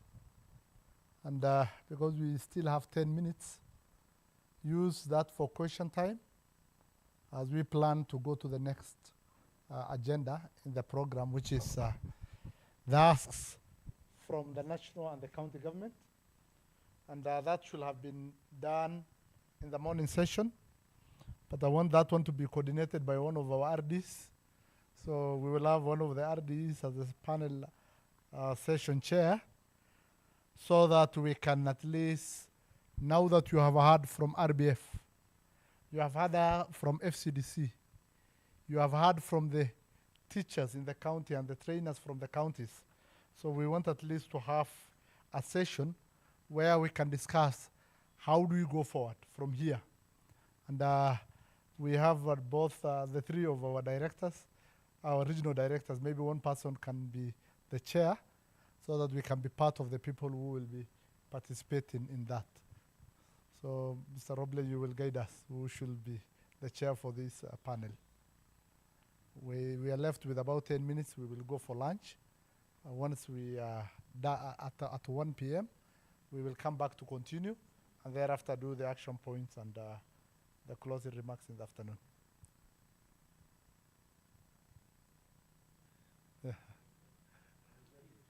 Yeah, okay. So Malimu will chair. We just want to make his work very easy. If you look at the asks from the national and the county government, it's supposed to be 12 p.m. to 1 p.m. And we want to ask straight, what do we require from the national government? What do you require from the county governments? How do we plan ahead for the senior classes that will come in 3 months? So those are the kind of questions which our next session will be directed on. We will give our points from the perspective of being an implementing organization. I'm sure the donor will also do his bit. The CECs and also yourselves, because you are on the ground, you will contribute. And I will like Marian to also put her request very straight. This is the right session for that. So Malimu Karibu, maybe you can come this side and moderate the session for us. But when we reach 1, we will stop so that we can continue, because we have time, I'm sure. Is already 1? Okay, so can we break now, come back immediately? What is the best time for us to come back so that we close early? Yeah, we will be asking questions from our end. Yes. So if you have questions for the presentations, yeah, please do it. So we are coming back at what time should be the best? You know, these are adults and very senior adults. We don't want to lead you. When is the best time for us to come back before the questions? Will 2 be okay? An hour lunch? Thank you so much. Okay, thank you very much. I think Let us clap for him. He's really moderating very well. I want to appreciate the presentation by Dr. Wairagu. Yeah, it was very illuminating. And then our lady there. So as much as Dr. Wairagu's presentation was also quite technical, we are getting something. For our teacher from Ramu, I think that was very nice. That kind of project, you have opened our eyes, and I hope us in Masabit and Isiolo, we are going to follow suit so that we can also excel. However, I wanted to just a clarification when you are presenting those games, like on the planting of mangroves. I could see it's more digital. Is it translated to the ground? Yes, just that. I wanted to know whether the tree planting is just digital or it is being translated to the ground. Thank you.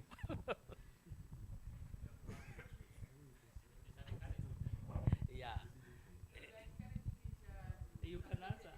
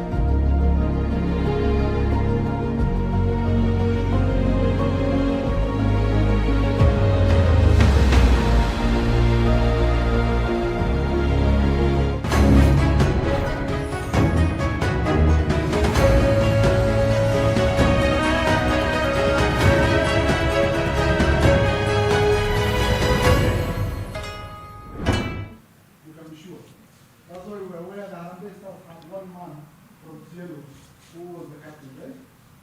So that is part of our civility as a polytechnic. So please introduce yourself. The floor is yours. Good afternoon. My name is Abubakar Mohammed, and I'm a computer science student at ZTech University. I develop software and hardware solutions for the government and for private sector companies to solve real challenges that people are undergoing, especially the minority communities. And today, I want to show you how we can take practical steps towards bridging the digital divide. Many children in the frontier counties are unable to access education technology solutions, EdTech solutions, because of lack of devices. Some of them even lack internet connectivity. Some of them lack even food. You know, when you are hungry, you cannot even learn. And so we came up with a solution, an EdTech solution, Wi-Fi that does not use electricity, because those people are not connected to electricity. So they cannot be able to search for, let's say, Wikipedia or use Google. They cannot, because they don't even have Wi-Fi.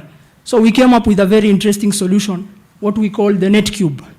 I came up with this name last night, so the NetCube, and it uses the Raspberry Pi, a storage, and a power source. That is a power bank you see there, here. And when you connect this, it creates a local server. And this server, you can store content, you can store curriculum, videos that can be accessed offline, anywhere, by anyone. It is easy to use, and it is the digital uptake. Mr. Abdullahi Hassan asked me this. He asked me, how unique is it in terms of digital uptake? One, it is very affordable. And the Raspberry Pi is $35. I got it for $15, the black market. And the power bank here, this is my power bank, and just connecting Ethernet. And I've used this to create this is a local server that can be used by anyone. You know, when people talk about offline technologies, like let's say an internet that can be used without electricity, they talk about solar panels. And you find that most homes in the northeastern region, the frontier counties, they cannot even afford solar panels. So it is very hard for them to access such education technology tools. I saw that the FCDC was introducing what we call MLUGA. And MLUGA it uses low bandwidth. But the problem is, if you don't even have the right resources, you cannot even access the solution to your challenges. And you find one of the problems is that students who are doing their KCP, KCSE, even the CBC curriculum, they cannot even find learning materials. In Nairobi right now at ZTech, we are building solutions with AI.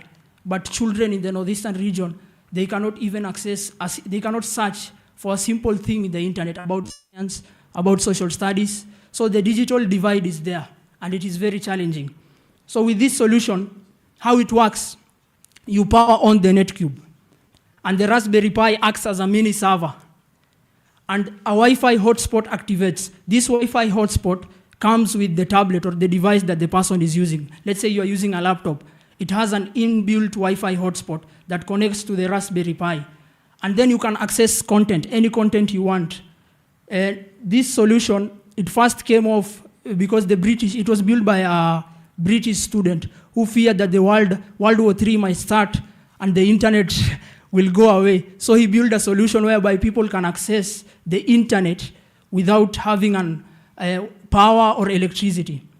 But this solution can be impactful for people who are in the northeastern regions. Let's say classrooms in Turkana, whereby even Kenya Power has not supplied them electricity yet. Some of them are, let's say, under-budgeted. They don't even have the right finances to access these solutions. So we technologists in Nairobi, we should build solutions for these people, because when we build Kenya, we are buying Kenya, right? We are building a better Kenya for these children. And this is a picture taken from Turkana. This solution was taken there by UNICEF, and the one who pioneered this tablet solution was called Victor Malombe.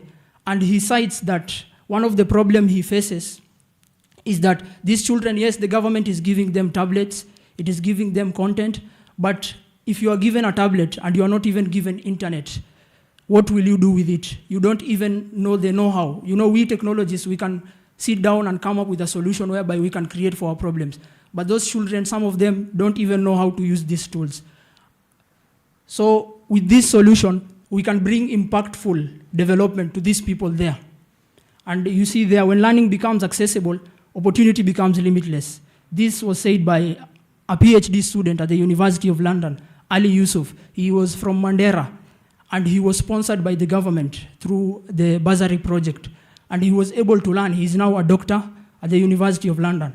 So he cites in his thesis that using the human capital theory, education is the bridge that connects, that removes these children from conflict zones, from poverty. Let's say with this technology, we take it to them, they can be able to become, let's say, software engineers, computer scientists, who will build the next technology for the problem that they will be facing in the near future. Thank you. Okay, maybe Abubakar is accompanied by a team. Can we have that team so that we can ask them questions? About 5 minutes. Because this man is, we say, always. Good afternoon. Asante. Honorable members, my name is James Gishuro. James Gishuro is one of administrators in Kiambu County. And we have a team. We are working with Abubakar. We have gone each and every place in the country, and we have given people solution. And that's why we are here. Remember that Kiambu is one of the pioneers, one of the counties with so many ECDs. So we have done so many things with him. That's why we are here. We are not the technical people, but we are his manager. Because that's why we are here. And with me, I have Alice Kemata. That is our IT program manager. With her, we have Daktari Kemata and David.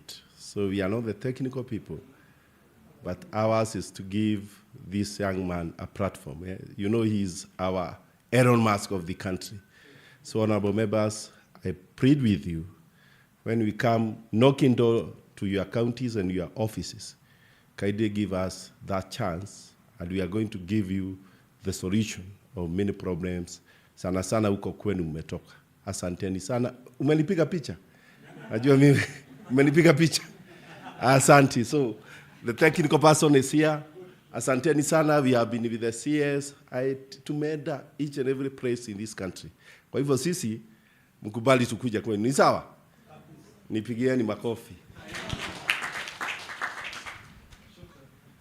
So maybe we can ask him questions. I know we gave him very short time. We met with him some weeks ago through the contact of Karaja. And yesterday when we told him just prepare 2 slides for 10 minutes to at least talk to you. So maybe the net cube, that internet in a box. Do you carry anything here? The problem that I had with the internet in a box, my Raspberry Pi broke, so I had to order a new one. And we don't have many Raspberry Pi resellers in the country. The ones that I contacted, they told me that they could not ship it, so until Friday. But the presentation was, you told me 10 minutes, so I wanted to be quick as possible and not do a demo. Any questions, please?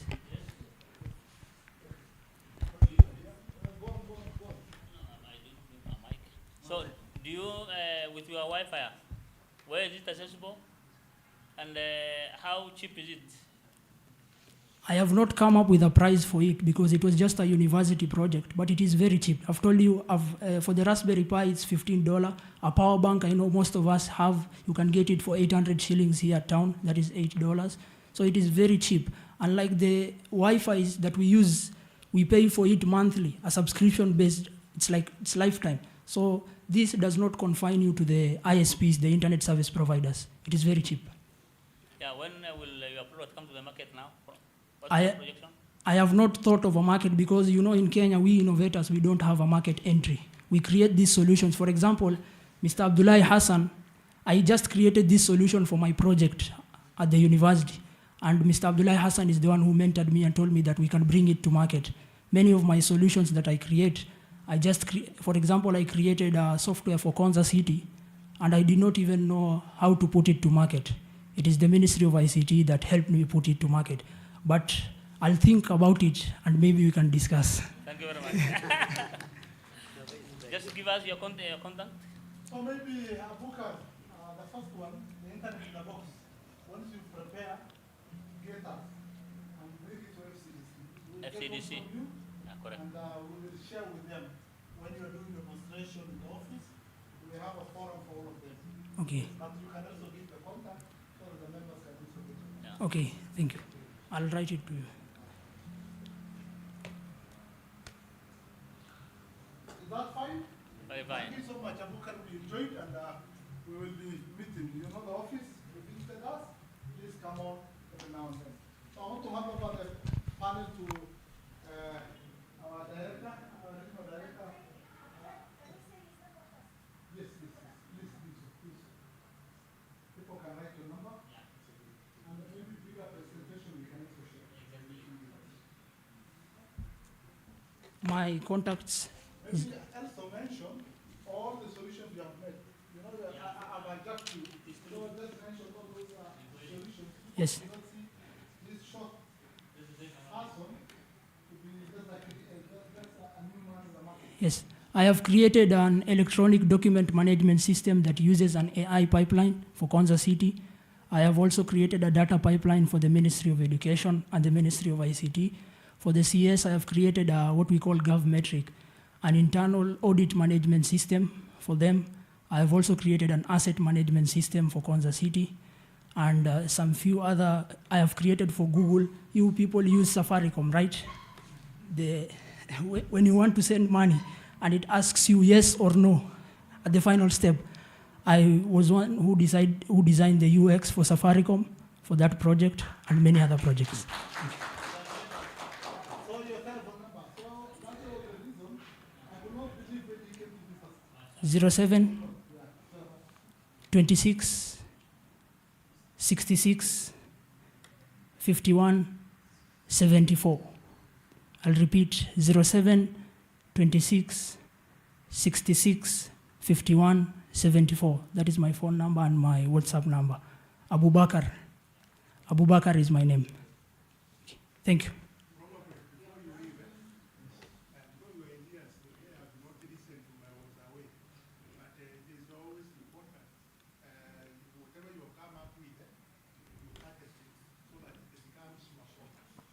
Yes. Yes. Thank you. So director, take over. The floor is yours.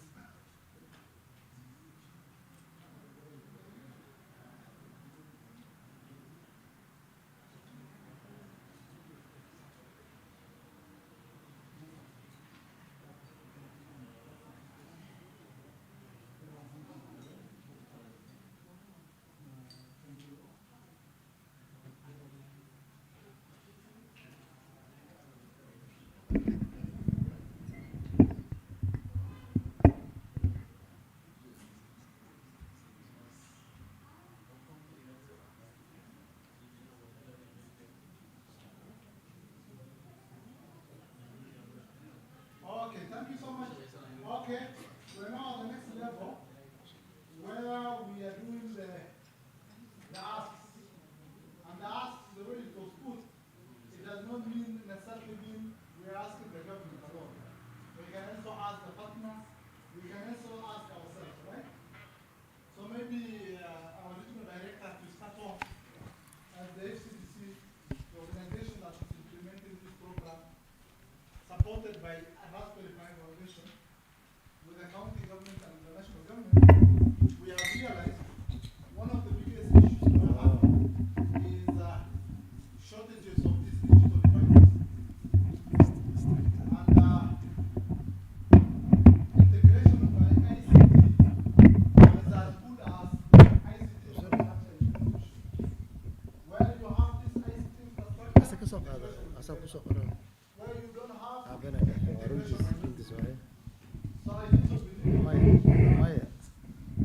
official. So we want us to brainstorm a little bit on what can we do to make sure we better the status of ICT infrastructure in our institutions. We made some write-ups to the ICT authority the way I told you, and I'm sure that data I've already shared with some of you, but we can still share with you. We are approaching the philanthropic organizations like Safaricom, KCB, Equity Bank to see if they can support at least one model center in each of the counties and all these kind of issues. But then what do we do? Now that digital integration is an in thing, we can no longer run away from it. The whole world has embraced ICT. If our children do not have knowledge, they will not go anywhere. They will be outcompeted in this very cutthroat world. So what do we do to make sure we make our institutions very friendly in terms of ICT uptake? Thank you. Yeah, Karibuni sana members for this afternoon session. I think the session is more of interactive. Yes, very true. So the floor is open. Anybody can ask, because the whole program is about asks from national and county governments. I think to start with, in the recent devolution, His Excellency Raila Odinga has proposed that infrastructure and education should be devolved. That's one of the proposals that were made. And I think it is one of the manifesto of Kenya Kwanza government. That, but I think because of, it will not be an easy work, it will be a tall order. Yeah. But I think, anyway, we'll leave that for another day. So I think the floor is open. You can ask national government, county government. Then now we can exchange ideas, views, and we come with the way forward. So you can also see as you go on the status of these tablets in every of the counties. Every of the counties. You can see and how many counties have ICT rooms, power supply, all these we have captured for you. This information is available. I've shared with our regional directors, Malum Roble, and shared with also shared with the CCB. Yeah, members, the floor is open. You are free to ask or contribute.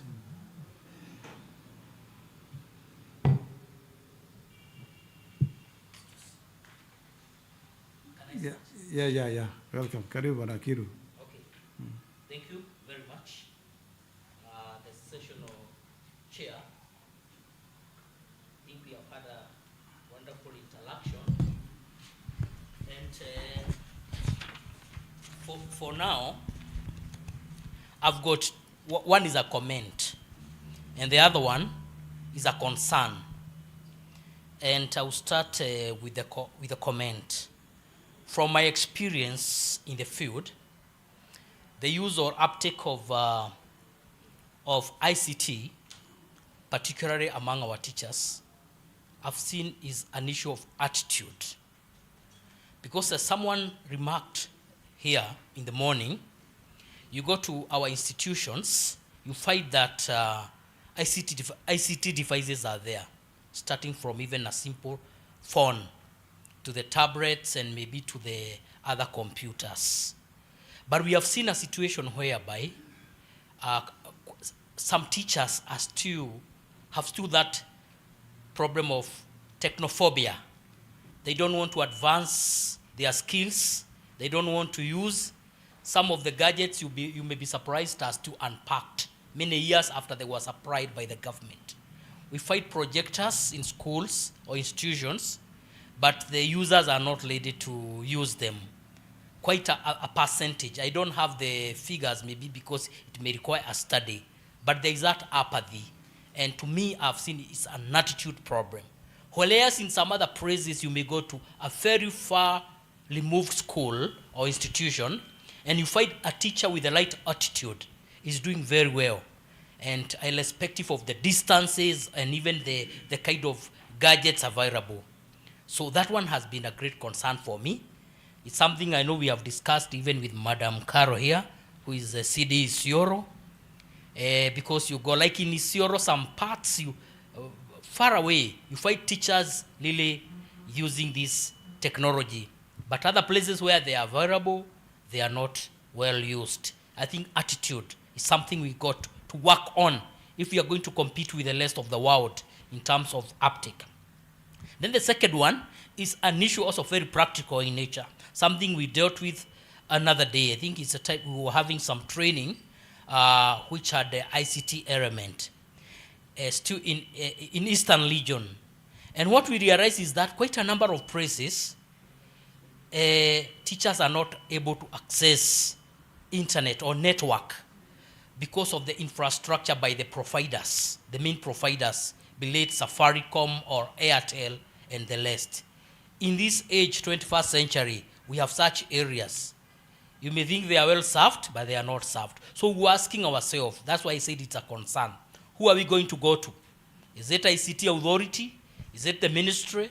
Is it the companies? Is it the partners? But somebody must take that responsibility of ensuring at least we have got, kind of universal coverage in 21st century. And I think that is why I'm very impressed by the technology, like Bubaka was talking about, if it can really solve a part of that problem that we're experiencing. Thank you very much. Yeah, that's a good question.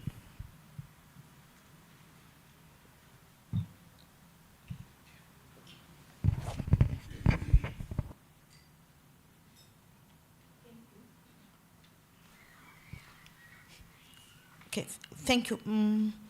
I just want to add my voice to the issue of the tablets and all the other gadgets for ICT that are very scanty, and at times, whenever they are, maybe they are out of service, so they are malfunctional. Now, I know the Ministry of Education has set up centers of excellence in schools. So in the same way, we could also have, and I know the Ministry of Education and ICT are already doing this, but we could also have centers, that is ICT centers at cluster level.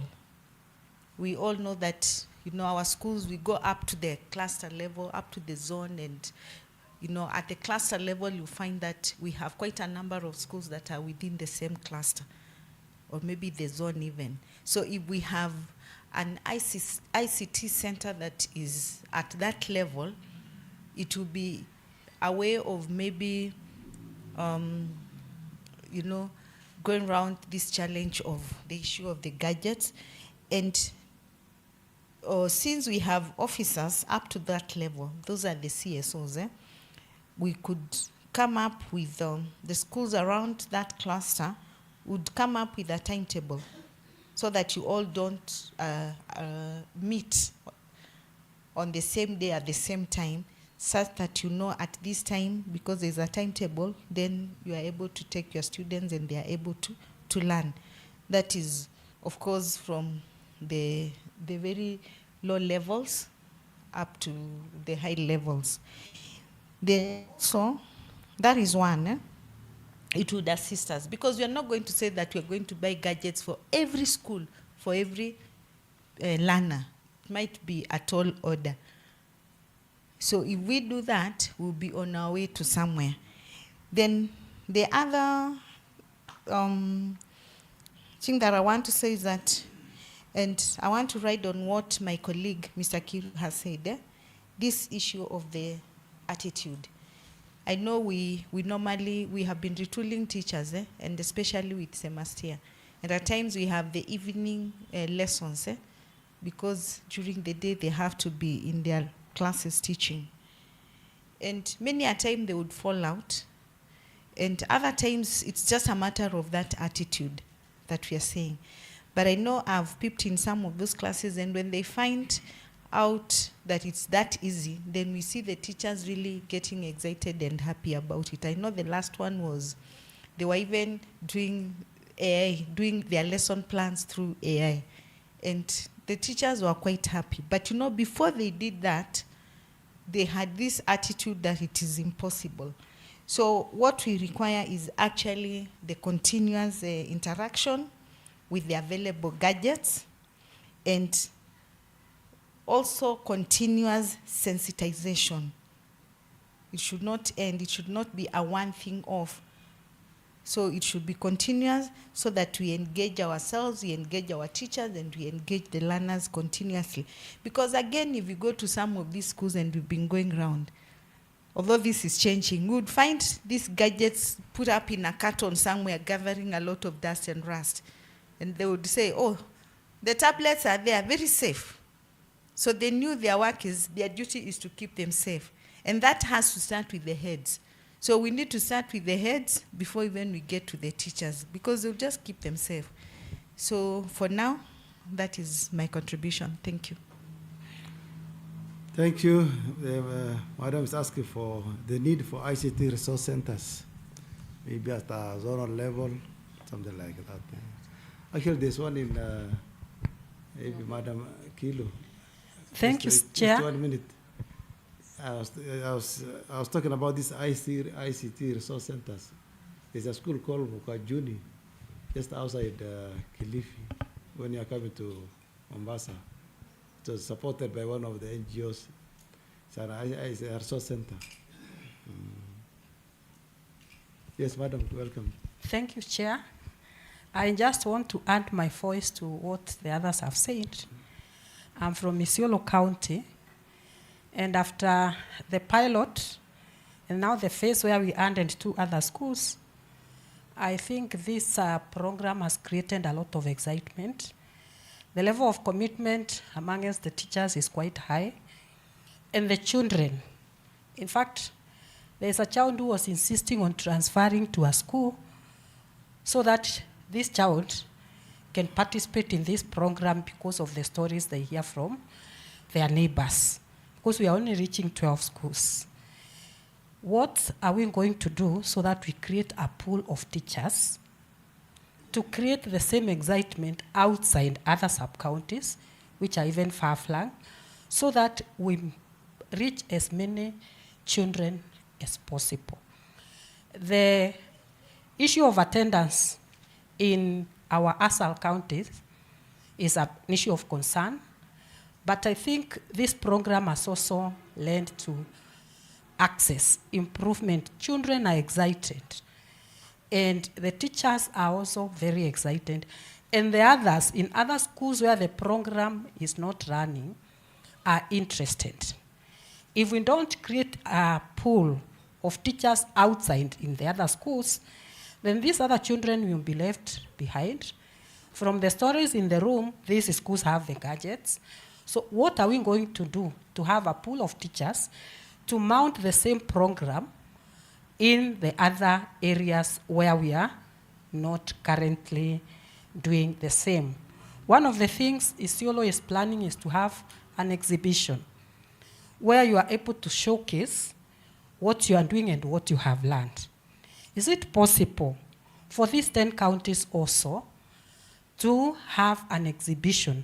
You can imagine what we have been shown since we came in the morning, and many of us have interacted with this. Look at what this young man has told us. If we are able to exhibit this, during the devolution conference, you said you had a signed event. We also have very many activities as a ministry. What about thinking of a way also having a signed event? The other day, the whole country was in Meru for around 10 days. If we had some of our good learners and the teachers showcasing what they do, will it have a trickle effect on the ground? When we have other activities at the regional level, at the national level, even at the county level, can we think outside the box and communicate, so that we are able to create a pool of teachers? I'm sad because one of the biggest schools, which is around Isiolo town, one of the key teachers was promoted na ameenda.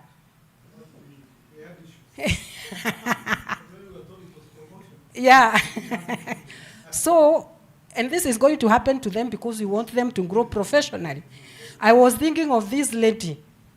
You know, we don't have many of her caliber. Tukimweka kwa Mindia leo, she may not last in that school in the next few months. She's going to be very marketable. So, these teachers are growing and they are living. That one from St. Kizito, if you had an issue with it, I also had an issue with it. Yeah, because it was a promotion. Yes.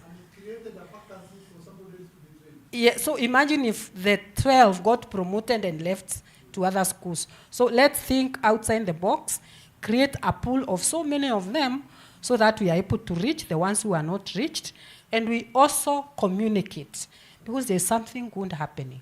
Thank you. Thank you so much, Chair. Let me also join the four speakers to laud Raspberry and the FCDC for this noble idea.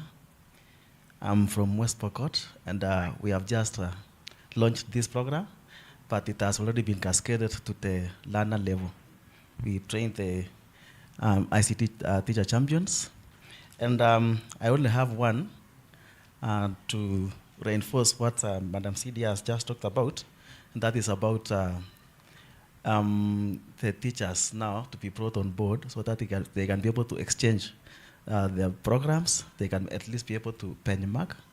And I've just gotten a message from our focal person, one of the quality assurance and standard officer.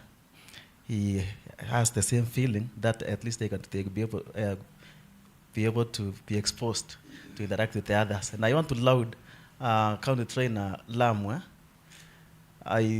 At least for the first time, I was able at least to see. We are talking about the AI and all that pertains to that. And they are already almost at that level.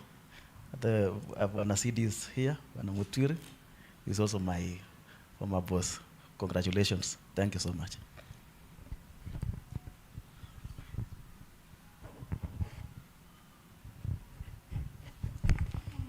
Thank you so much for giving me this opportunity, Bona RDE, who is the chair for this session. Maybe I just want to talk about, for the county, I want to talk about our county, maybe Garissa County, and the perspective of digital learning that is going on. Some of the issues that have been raised by my other colleagues is the same maybe challenges that we are facing in Garissa County too. Of course, the devices are very few, and of course, as the other colleagues have said, there are those devices that are not functioning. So the issue of attitude automatically comes in, and we need to improve on that. Then there is the issue of power supply. We are coming from areas whereby we have power shortages each and every now, and we are having that problem. So the issues of connectivity is really a big challenge for us also in Garissa County. Then there is also, these are some of the suggestions given by my officers who are in the ICT department, who is also one of the trainers from Garissa County, that of course the teachers who are doing this particular ICT digital learning, they also have, of course the workload is just too much for them. So we need to bring on board more teachers to be trained, and of course the program to be upscaled to other schools that also need this digital learning. So that is also an issue. Then there is the issue of coming up with ICT labs in our area. We were thinking about that as the county government of Garissa, coming up with an ICT lab, maybe probably at a central area, maybe library can be a very good place to put on an ICT lab. We were thinking about that as a department. So we were trying to communicate with the ICT authority and work together. So in partnership with also ILO, and we wanted maybe to come up with a central place where even the youth can access the program very well. We also have, of course, a GIS lab, which we have developed, maybe the other counties have also done, where the teachers can even access, because we have the laptops there accessible. They can be able to maybe do their work very well in that particular GIS lab. But by and large, the challenges are more or less the same, and it is us as, of course, implementers to make sure that these challenges that we have, like the equipments for the county now, EDU is supporting us, and so far, the digital learning is going on in 130 schools at the ECD centers in Garissa County, and we have many more centers within the county, so the coverage is very minimal, and I'm happy to report that the gadgets that were given, of course, sometimes there are challenges of breakdowns, and they are supposed to be repaired, but the ones that are functional, the teachers and also the learners are doing very well, and they're interacting with it so much.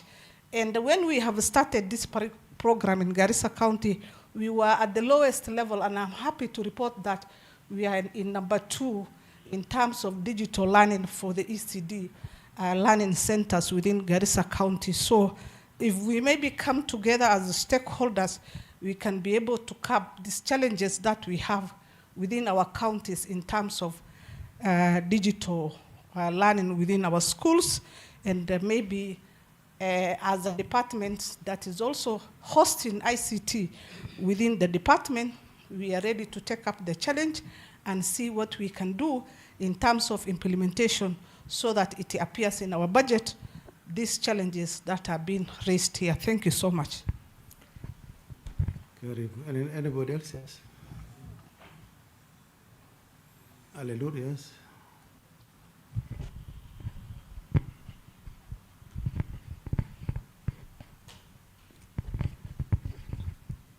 Thank you, Chair, for the opportunity. I take this opportunity again to thank FCDC and Raspberry Pi for the innovative. Mine will be on 2 issues. One, build human capacity. I think it is very important for us to go to do a breakthrough in ICT compliance. We require a human capacity. One, thank you that the team, you have trained enough ICT staff.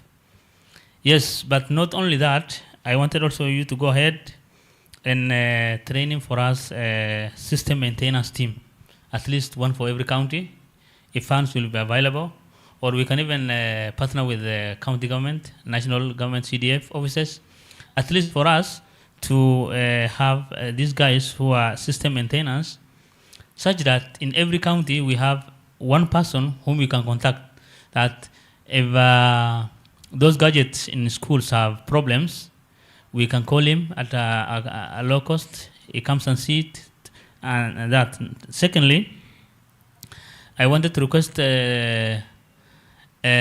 Raspberry Pi and FCDC to help us establish help desks in every county, and technical support. At least one person whom we can contact for us to renew our integration with ICT.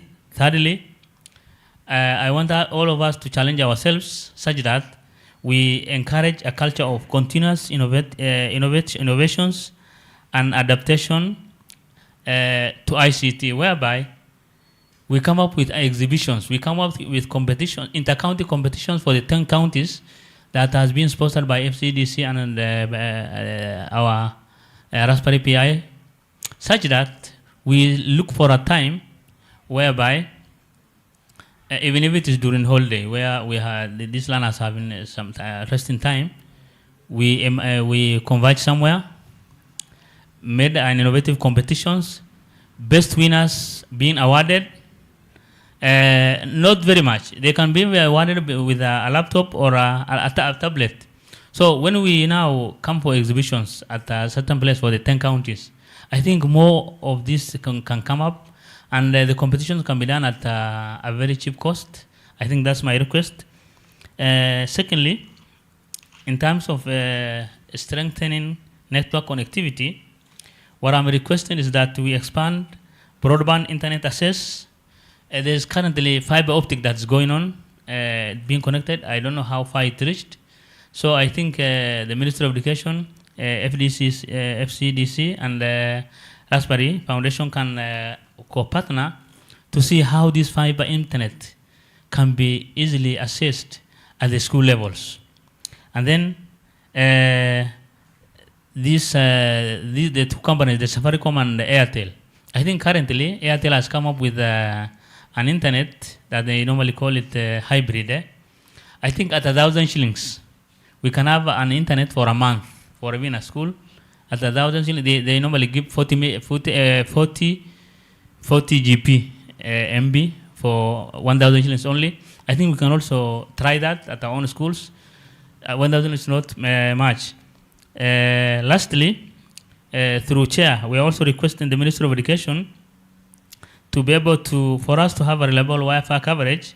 I think allocation of 10 shillings or 1 shilling per child when the ministry is dispersing capitation, such that it is factored in the capitation for schools to enable to buy a reliable and affordable Wi-Fi connections. Thank you very much.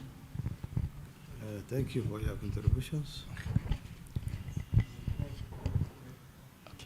Thank you. I'll come back to you. Let me just mention also some issues that I wanted to raise here.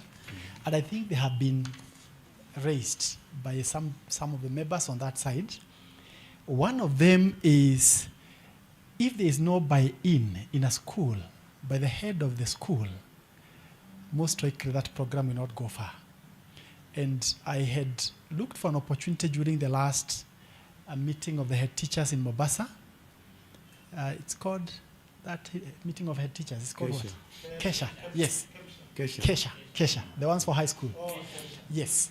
And unfortunately, the time was not very on their side. So they requested Semester to do the presentation, and then I'll find a way in which we were, at that point, we were working with Semester. So they were trying and sensitize the teachers on what this program entails. Because as long as there's buy-in, you'll find they're able to support. Some years back, there's a time there was a rollout of training of ICT teachers. And what some of the teachers did, they sent the teachers that are idle or the teachers that are about to retire so that they don't affect the programs. My sister, who was retiring in like 3 weeks, was among those who were put in the program, go and waste time there.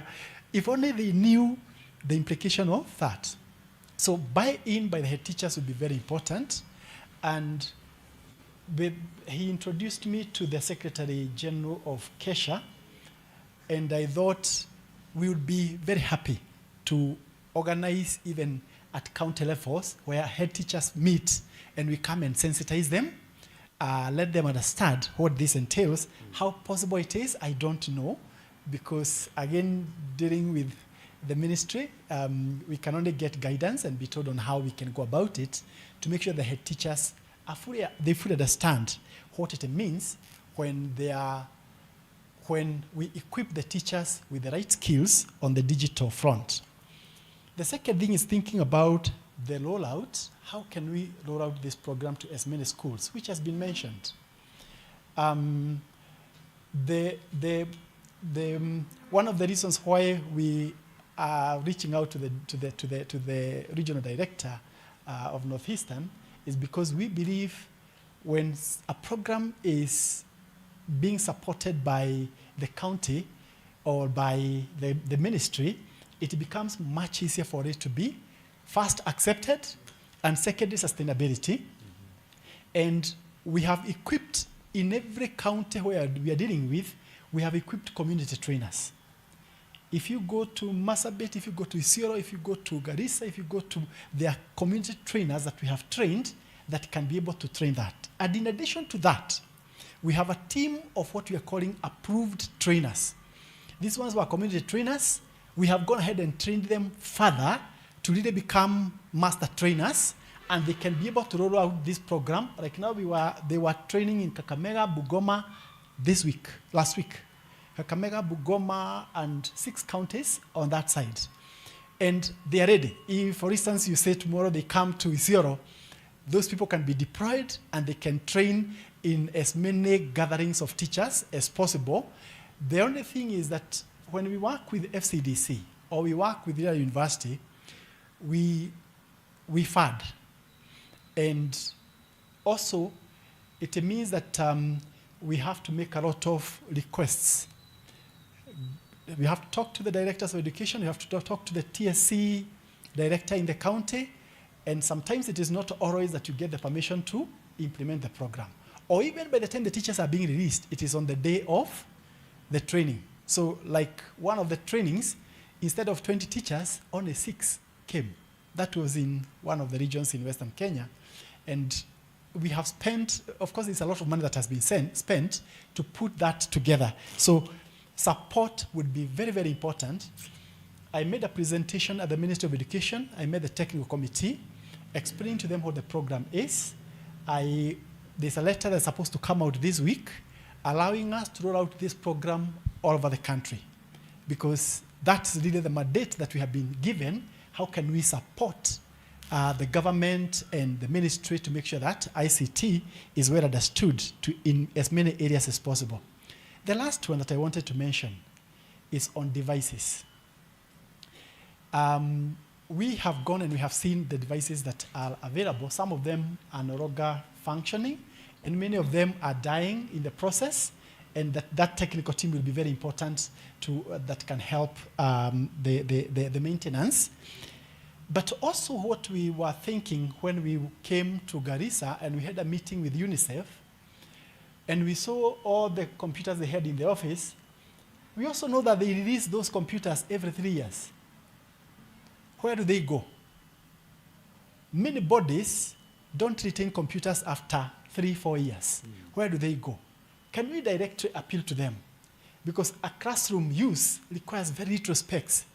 And therefore, those ones that are being released from organizations, it is possible for us to talk to the organizations within our neighborhood and let them know how they can support, how they donate some of those computers. And you'll be surprised some people just wait for an opportunity, just tell them this school needs, and you'll find they'll even adopt the school. Is it possible that that can be done? There are organizations that have reached to us that are willing to offer computers very cheaply, and others I think are supporting for free. One of them is Camara, C-A-M-A-R-A. I don't know whether they have reached your regions. C-A-M-A-R-A, Camara. They have been providing computers to schools in Kenya, and maybe, when they are approached by director here, you may find them really agreeing, and they say we can support 5 schools, 10 schools, and so on. There's another organization that has just come to Kenya, and what they're doing is to find a cheap way of getting these computers to schools, that they can even be paid termly or monthly, and still at a very reduced price. I'm yet to understand, I'm just checking their message on my laptop, and they are willing to roll out to as many as possible. And I have tried those computers. They only put what is necessary. You see, if you look at your computer, there's so much that you don't need. These ones are putting just what a teacher needs and what a student needs. And they are willing to roll them out. They are called Address Foundation, based in the UK. When they came to see me, I told Abdurahi, and I thought this is a very good, low-lying fruit that we can be able to use. Maybe when such opportunities come, as long as a word comes from you, it's very possible that it can be heard, can be listened to, and maybe we can be able to support in how can we deploy some of those devices into our schools. Thank you.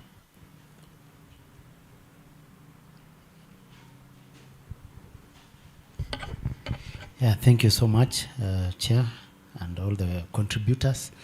I just want to add something regarding power, and that is one of the major challenges in the uptake of ICT and rolling it out in most of our counties. And I was just wondering, could it be possible that we invest in solar power? Because most of these FCDCs counties are endowed with a lot of solar power, a lot of sunlight that can be tapped so that we can reach to the most, to the farthest schools in our counties. The other thing was the issue of partnership. You see, Raspberry Foundation is doing the same thing, AIDU is doing the same thing, and I was just wondering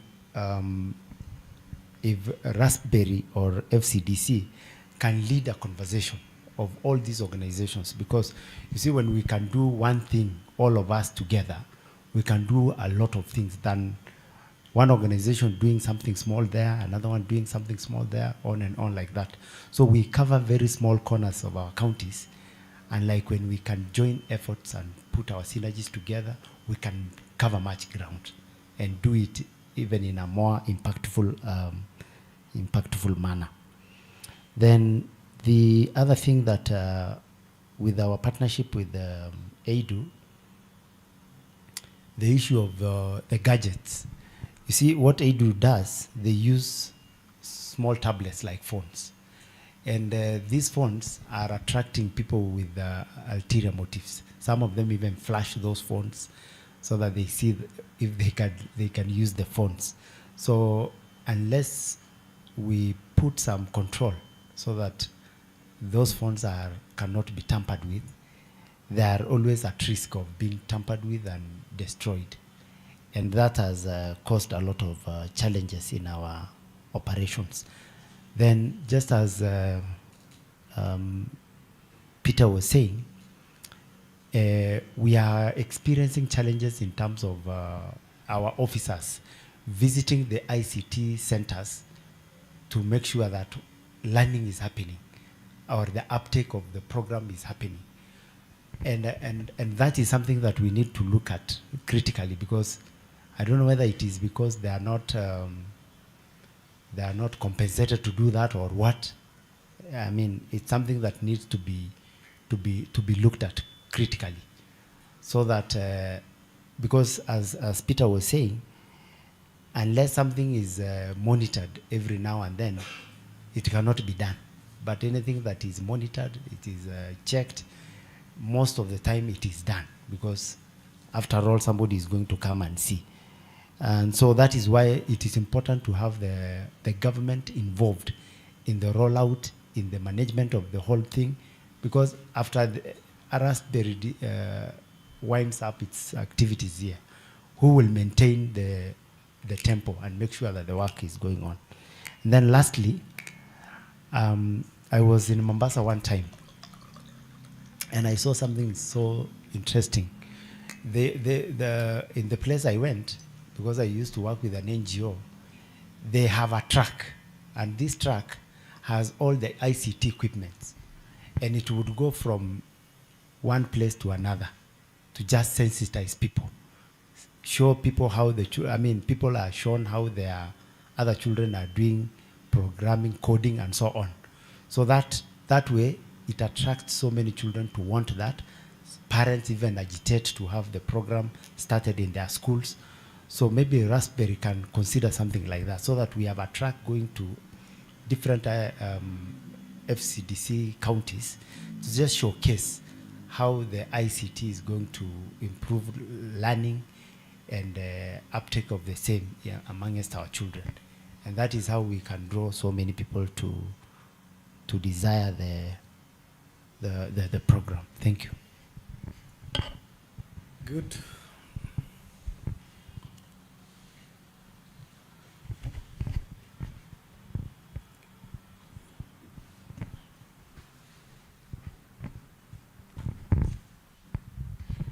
Thank you. My name is Mutwiri from Lamu, Accounting Director of Education. Mine is more on strategies or ways on how we can access and then bring more learners to know about this program. In many of our counties, we have various activities. One of them is the counties that own education days, where they bring on board all the counties, all the sub-counties and various education stakeholders. Now I would suggest that during this day, we can have an exhibition so that whoever comes to take part in these education days, they will be able to see the activities that is taking place in digitalization of our institutions. Then when you go down to the levels of institutions, the schools, there are days we have annual general meetings. There are days we have cultural activities within the schools.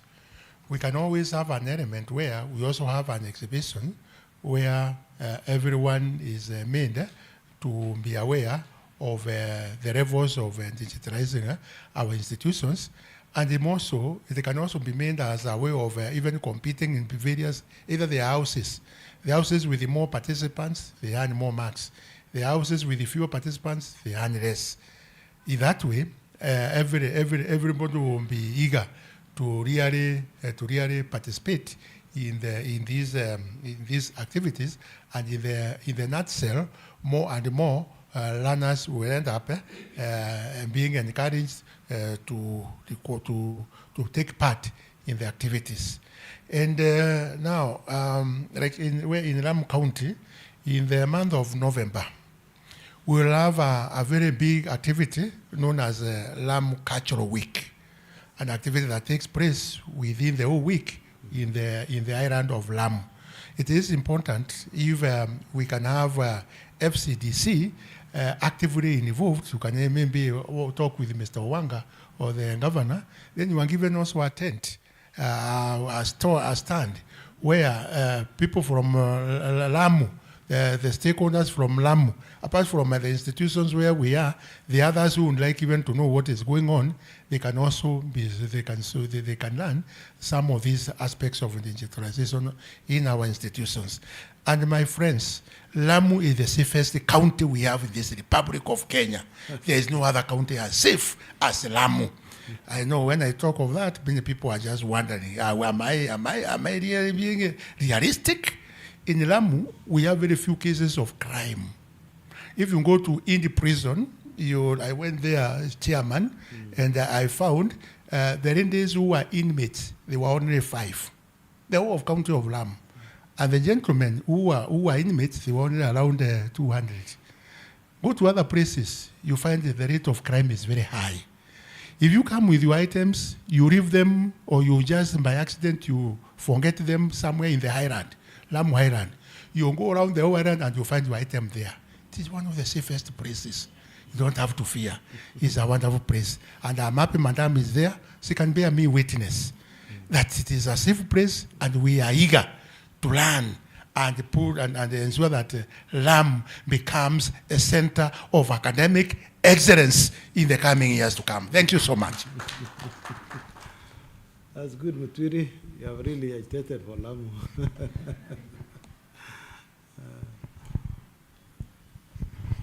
Thank you. I wanted only to applaud my predecessors who are talking, who have just presented. I think we have a very big problem of creating of awareness. In one of my school, when I went to visit the school to see how the gadgets work, you know, the kids were so excited when they saw them for the first time after they have been drawn from wherever they were locked up. And many of them were not functioning. And to make the matters worse, the teacher, who was a lady, was unable to operate the gadget. And, you know, seeing the officers around, she was a bit scared, and she started communicating in mother tongue, asking one of the kids who seems to understand something, fungua ile mahali, you know, let it operate. You know, it is a bit difficult. And so this brings me to the issue of capacity building. I think we need to expand on capacity building.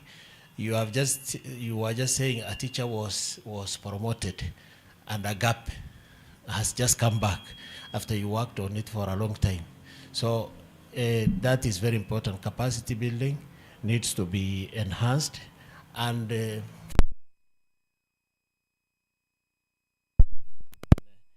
offline program works better because most of our schools are not connected and they are in far-flung places. A place like Ileret, our RD knows, is 550 kilometers from the headquarters.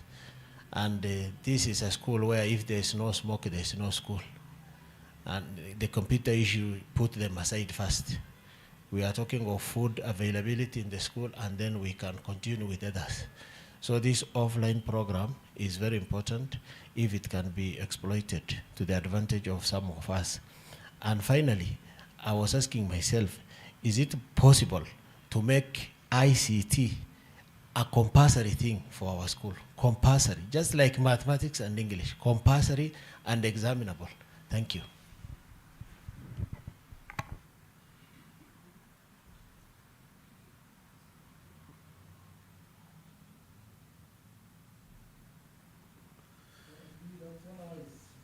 I think yeah, thank you so much, members, for your very good questions, your very good suggestions. And we really appreciate. Let me now ask Mr. Abdullah and maybe Mr. Karanja to wrap up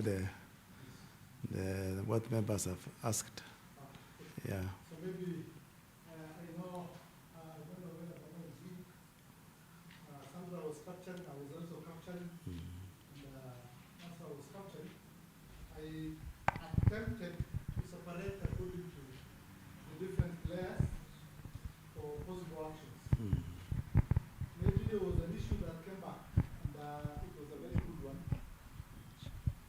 Having joint working groups, the way we are now, to monitor progress and maybe review or track progress. So we're thinking of, if possible, having a quarterly kind of review meetings where this team can come together and monitor progress and also see where we are underperforming. I expect now Raspberry Pi Foundation, UNICEF, which will be a new player coming to site, Ministry of Education definitely taking the lead, FCDC and the county governments by virtue of the CEC's education, we can have this team at least work together where we can prepare a kind of a county-specific implementation plans in such meetings so as to see the training needs and issues on infrastructure. So when we prepare such plans, we can reach out to as many groups to support as possible.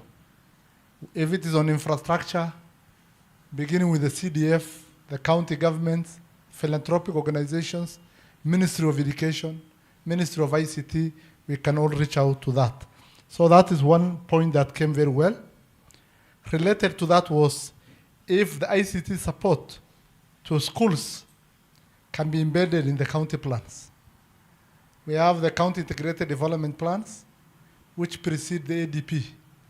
And it is the ADP that funds the budget, because they say planning precedes budgeting. And it's the budget that is used for implementation, right? So I thought again, another issue that came out very well was, how can we make sure, because now this is the new thing in the market now.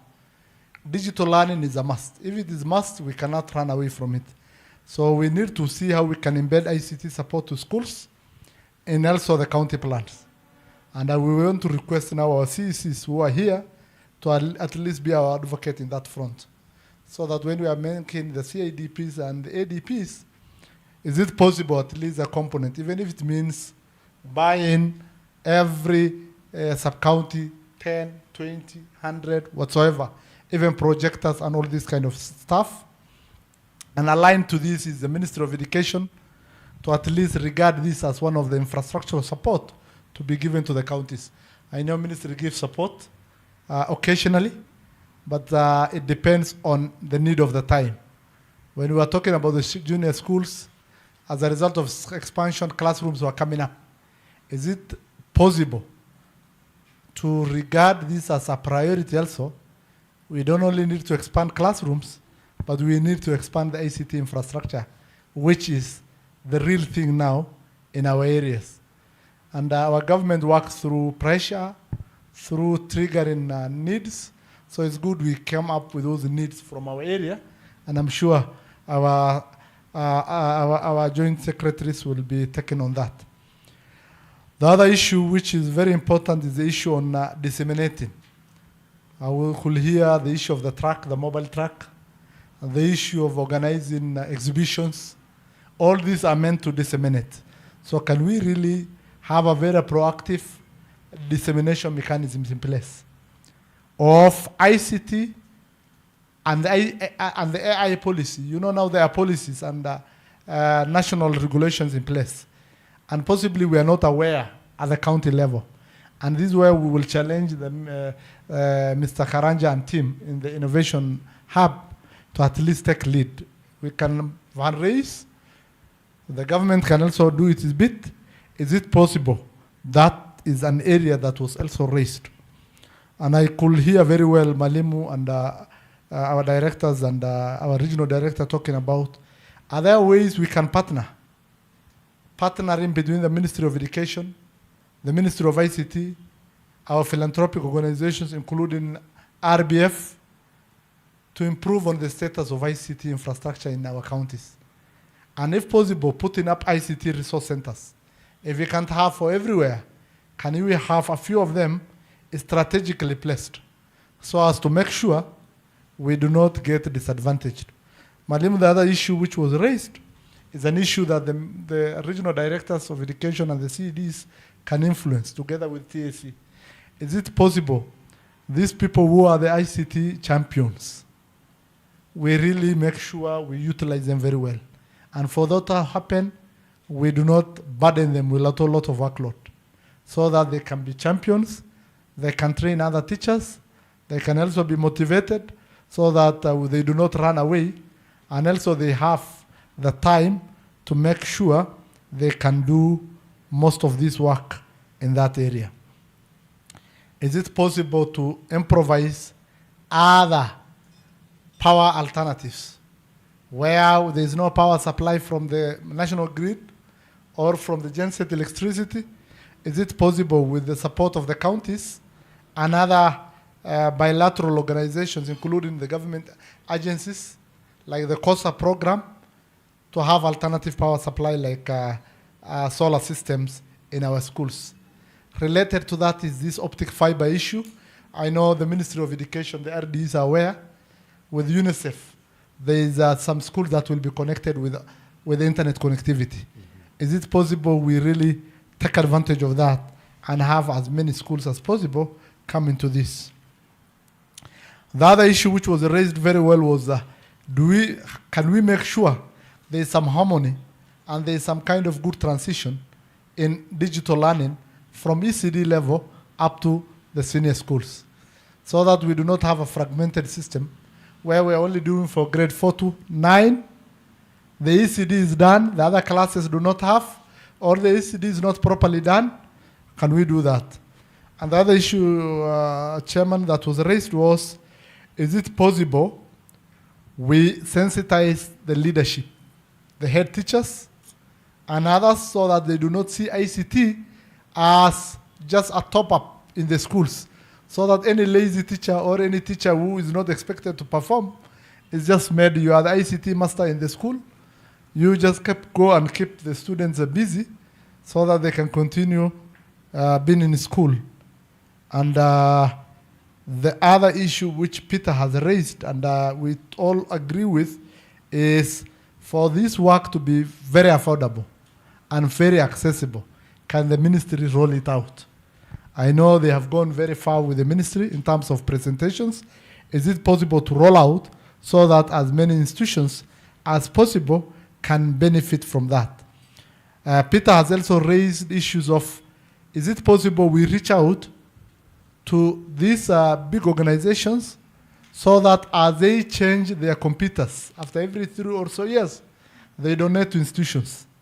The same with any other organization that is willing to donate, so that we reach out to them through our structures and see to it that those issues can be done like that. So I could capture that, Malimu, and organize it like that. I don't know if there's anything I forgot that Sandra and team have added.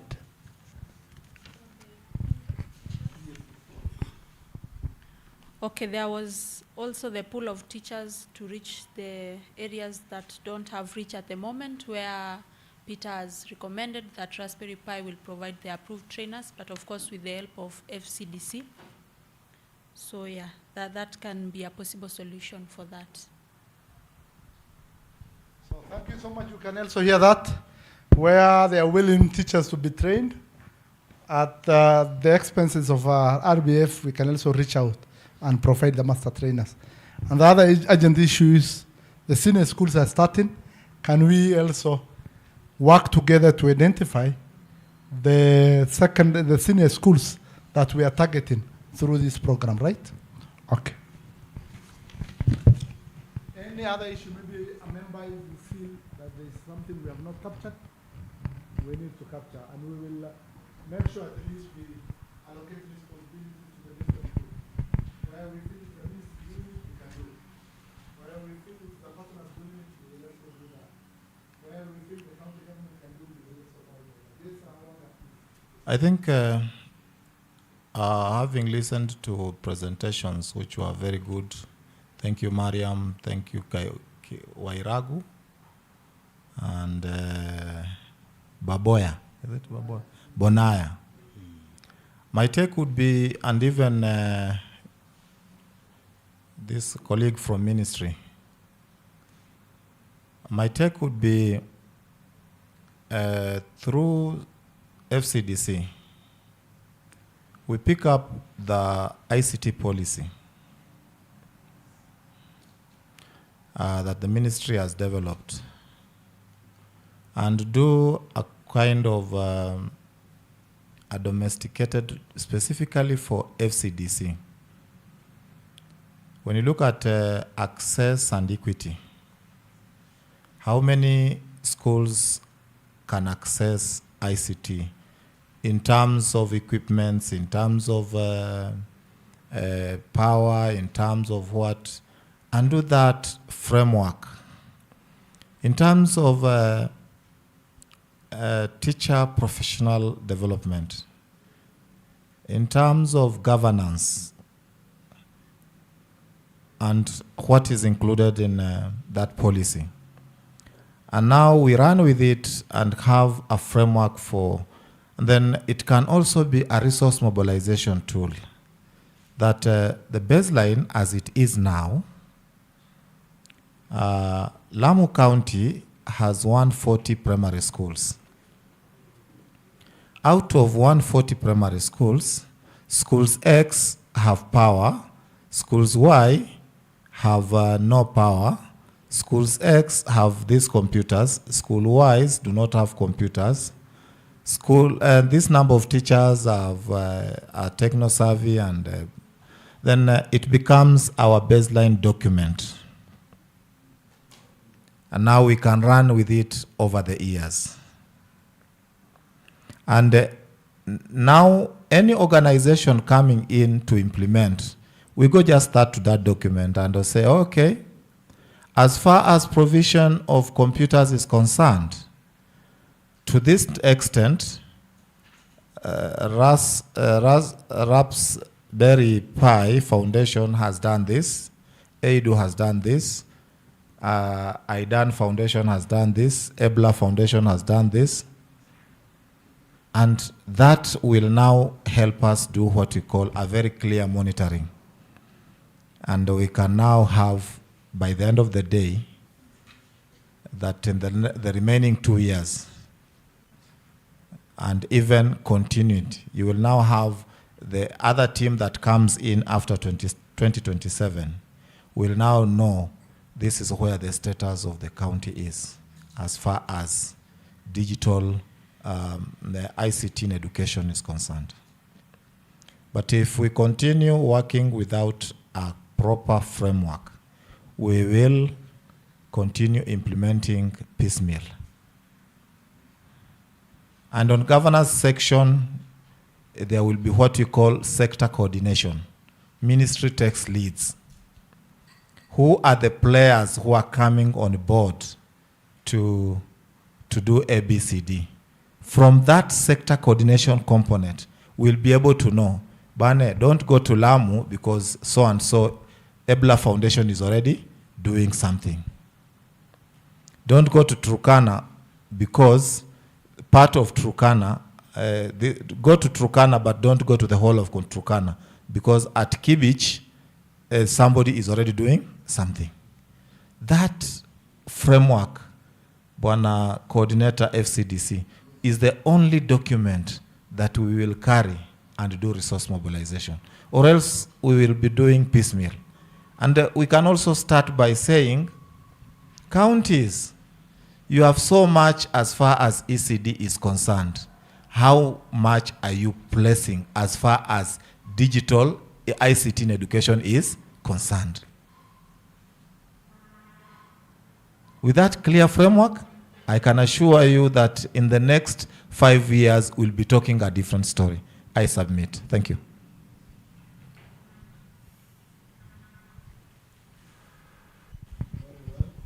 I think we can.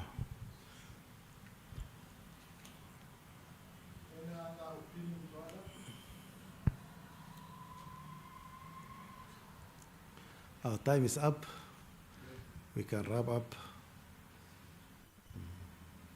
So now is the next part on agreeing on timelines and action points.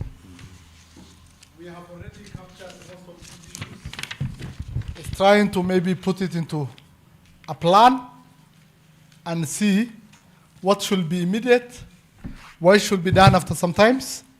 I'm sure we are doing that, and we will. Can we do it in the coming 10 or so minutes, or we will share later on? But some things that are immediate I just want to share is on the need. Is the project really beneficial? I want that to come from you. Is it beneficial? We need to upscale it, right? And we need to make sure the senior classes are also taken care of. So that the guy who is standard 9, grade 9, sorry, as hinted by the chairman and many other speakers, does not miss an opportunity when they go to grade 10. So in grade 9 he has done spreadsheet, visual programming 1 and 2, but now in 10 there is nothing supporting. So we are asking Raspberry Pi Foundation and our partners, that is also immediate. We will agree, we will see how we can do that together. Definitely with the leadership of the regional directors of education and the county directors of education, because the schools are not placed in space. They are within their system and mandate, so that we can identify together, and the conditions are just the way they were before. We don't want to waste a resource. We need to go to institutions that are little bit have power, they have some internet connectivity, there are some digital devices, so that we can build on that. The other immediate issue is now the county governments to regard the way our brother Sebastian and others have said, this as a shared responsibility. It is not a national government, county government affair or ego issue.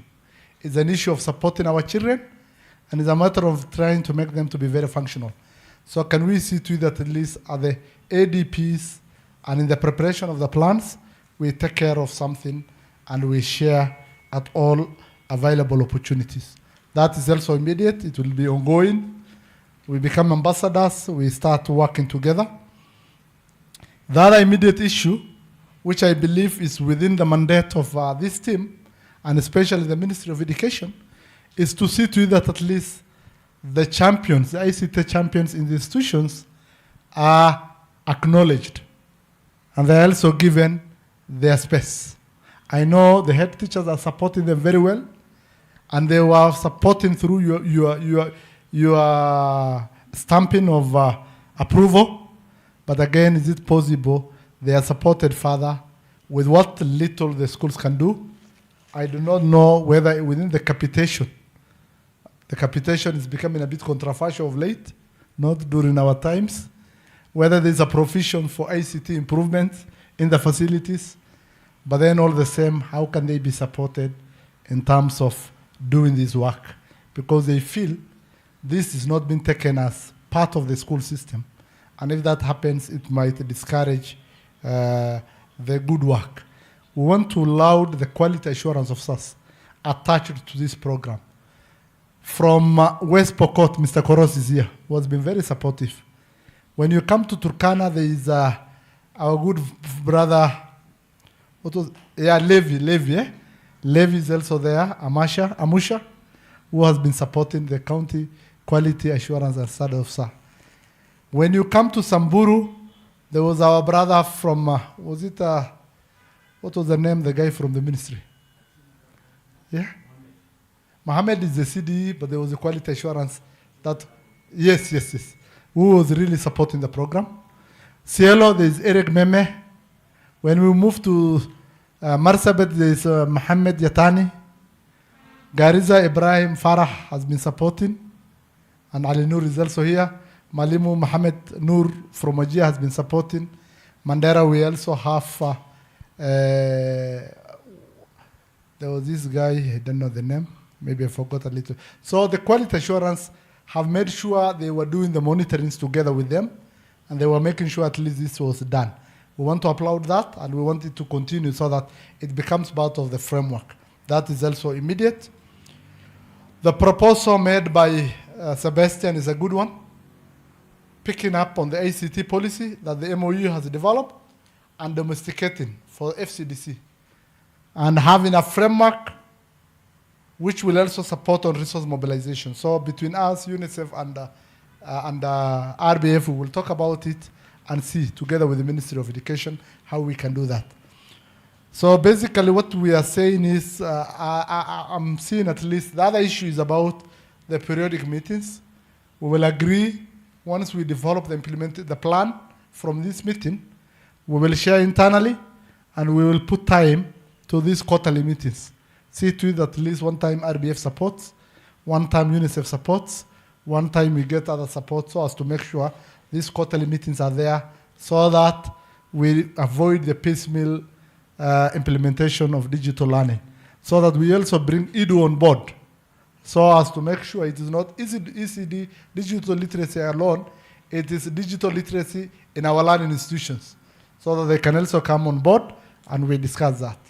So something starts from somewhere. We have now started from a good place. And that's why we're insisting this meeting was a good meeting. So maybe with our team, we will do something. I'm sure you will have your emails on your numbers. We will share on the implementation plan for you to check what was not captured well, so that once you send back, now we can share with all the partners in that area of digital learning. So I just want to give to Wairagu, maybe add one or two things. I know his biggest request is on the rollout. The ministry has heard you very well. The RDAs have heard, Karanja has heard, and I'm sure we will continue knocking the doors of the PS to make sure that is done. But still put some words to that place. Thank you very much, Abdullahi. From the RPF side, we are grateful for the cooperation that we have been receiving from each of your offices. The team, we are working together because we believe that even the senior schools, those children that have been getting in the primary and the junior school, once they go to senior school, they'll expect to see the same kind of support that they should be getting. And therefore, we will be working closely with the FCDC team to see what are the schools, how should we move on the next step, to see which schools can we start with. And I think, as you have rightly said, as long as it is the donor funded, you find that they normally want to start with a small group, monitor how it goes, and then incremental year by year. But if it is the government, it is very possible to roll out as easily as possible. It's possible for us to say, West Pokot, next year we are covering every school there. But when it comes now to us, we have to be very deliberate. We move at a pace that we know is manageable, so that We're also trying to see how many schools can our partner be able to cover to be able to move on to the next steps. We will continue also reaching out where we need support. Please keep your doors open so that as we come, normally it is not us, it is FCDC. Because how did we come to the ground ourselves, we will only maybe ask them, we meet in Nairobi or Mombasa, we train them in whichever area, we provide them whatever we need, but then it is them who will be able to go out and reach to as many as possible. There may be other partners that will come, apart from FCDC, like you may find Semester. Semester, I think they have a mandate from the government. Right now, the program they rolled, the one that you're referring to, where they were training AI, they'll be rolling out to another 5,000, I think, this period. And we may find them now rolling out to more and more. Yet we also have other partners like the other university. We started with 1,000 teachers. By next year, God willing, we'll move on to 5,000 or more, depending on how things go. So we may come through other different partners who may want to say, let's reach out also to these counties. Together, we will try to move to as many schools as possible. What our impact team is doing, it is also mapping out which schools have been, which teachers have been trained, so that another partner will not train the same teachers from the same school. So like the recent training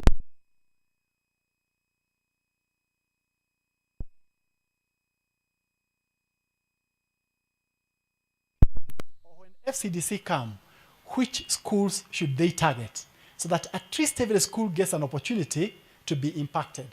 And that is what we are doing to make sure that every school, if possible, every school will get there. I know the requests have been put forth for the learners in the pre-primary section and also grade 1, 2, and 3. Because when it starts there, it becomes much easier as they move on. And the word has been put forth, and our team is looking into it.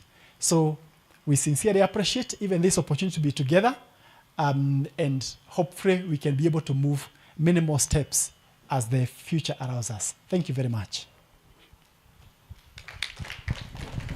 Thank you so much. So I want to give Abla a minute or two.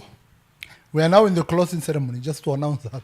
So Abla Alava will give her the regional directors thereafter, and they will know who will officially close for us between the three of them.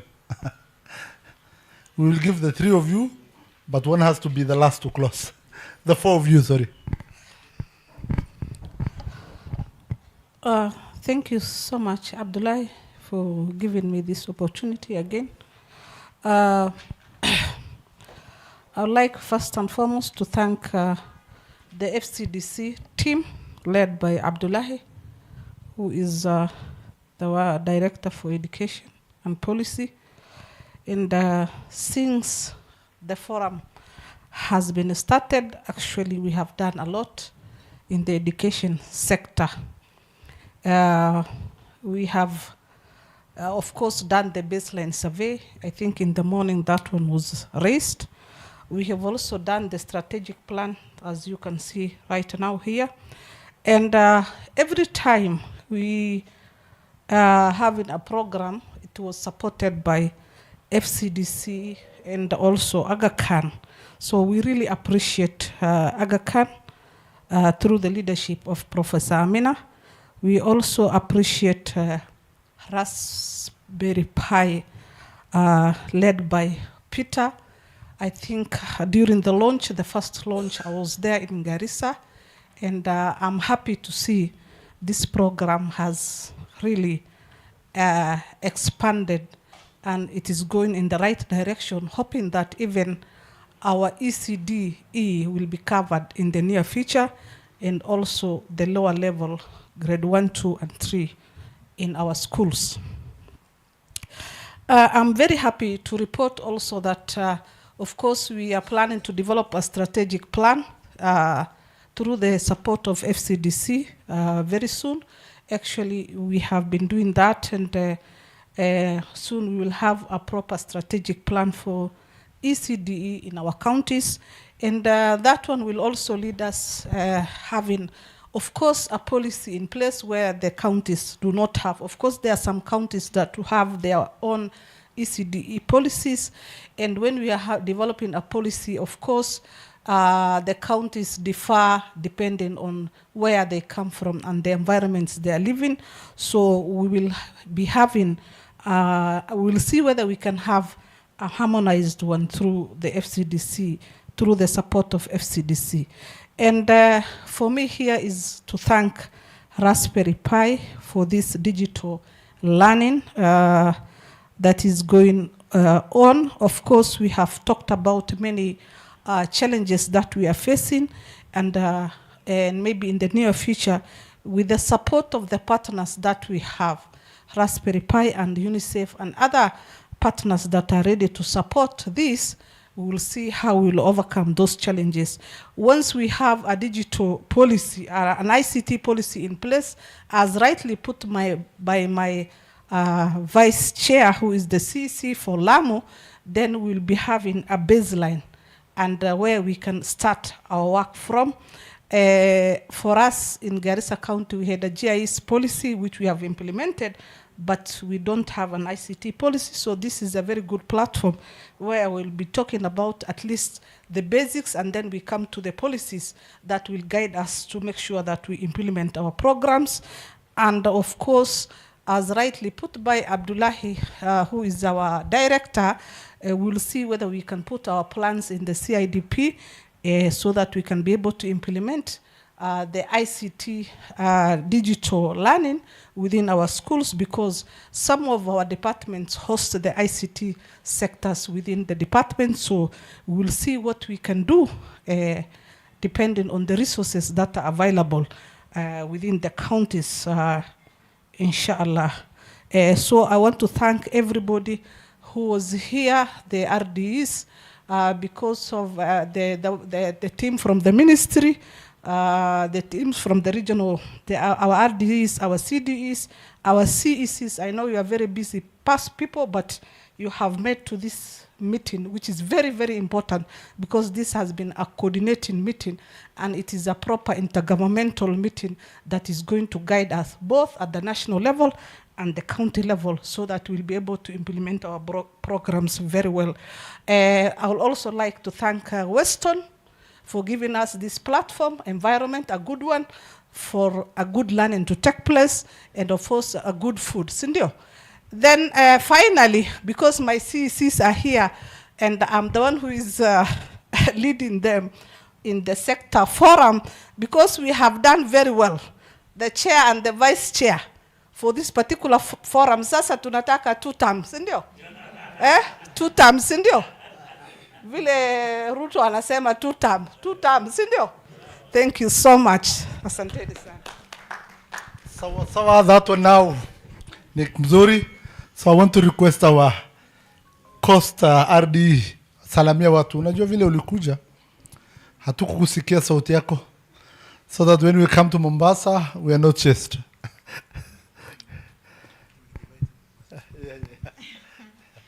Thank you so much. Let me stand here so that you can all see me. Thank you so much. Our partners, FCDC, and of course, Raspberry Pi.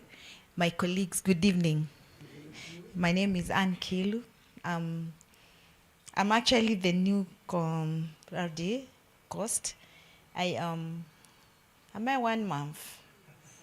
Okay, I took over on 25th of July. And of course, you know, after that, we've been out with the co-curricular activities.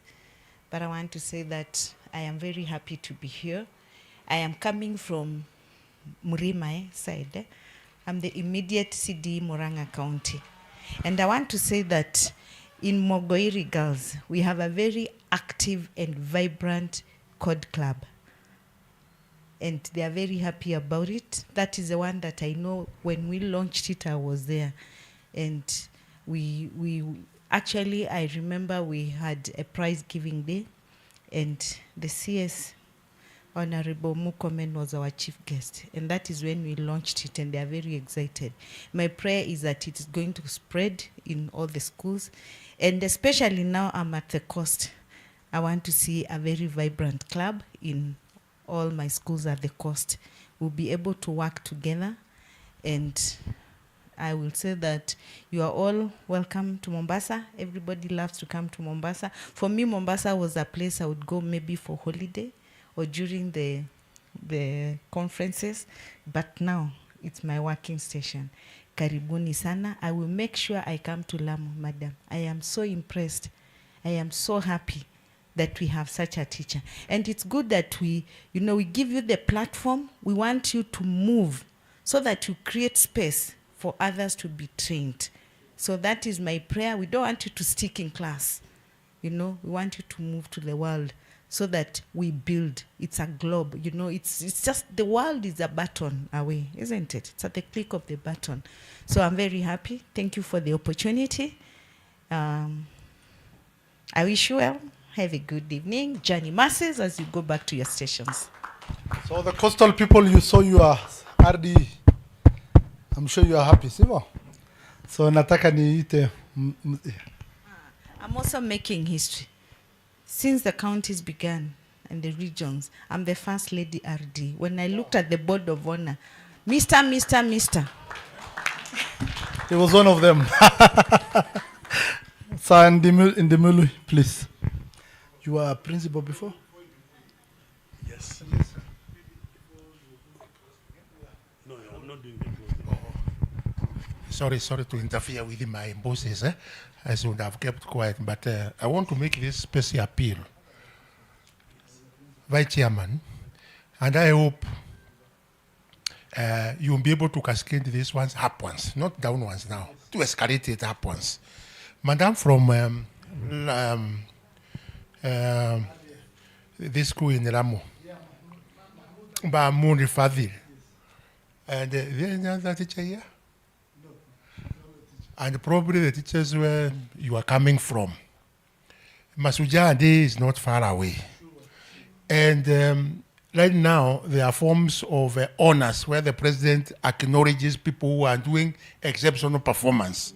Madam, I'm requesting you, when you go back to LAM, get the ACC, Brian Akoro, fill those forms. And maybe other counties can also do the same. And share with us copies so that we can escalate. Thank you. Thank you. As you've heard, I'm James Indimuli. He's saying that he's heard about Indimuli, a principal. I've never even been a deputy principal all my life. The highest I rose to was director of studies, which is just a term used in schools to misuse the very hard-working teachers who don't have an official TSC appointment. So the most hard-working teacher I sympathized with and called a DOS. I've worked in Lamu, and I was a teacher at Lamu Girls and Lamu Boys in the 90s. Maybe that's where you might have heard about me. And I am, as she says, we are now age mates in this position of regional director.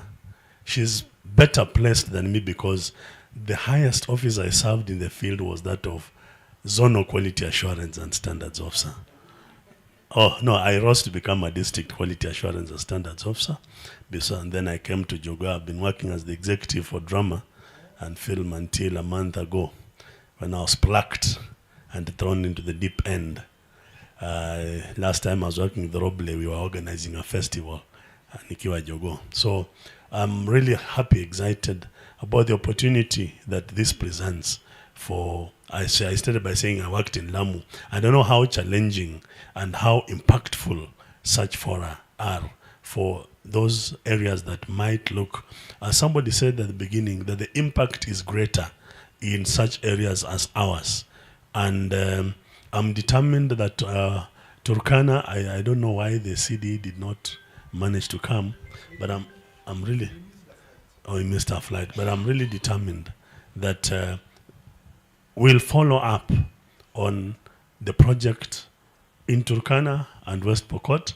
I remember one of my CDs telling me, we are not a CD yeah, see FCDC or area zone, and I almost decided not to come because I thought then it's the county directors who are coming.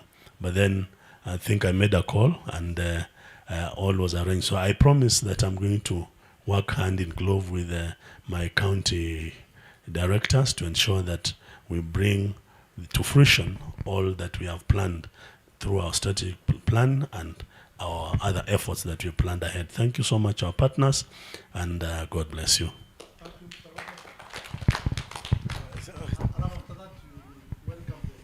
Thank you so much, the FCDC and Raspberry Pi Foundation. I think for me, I'm not new to these people.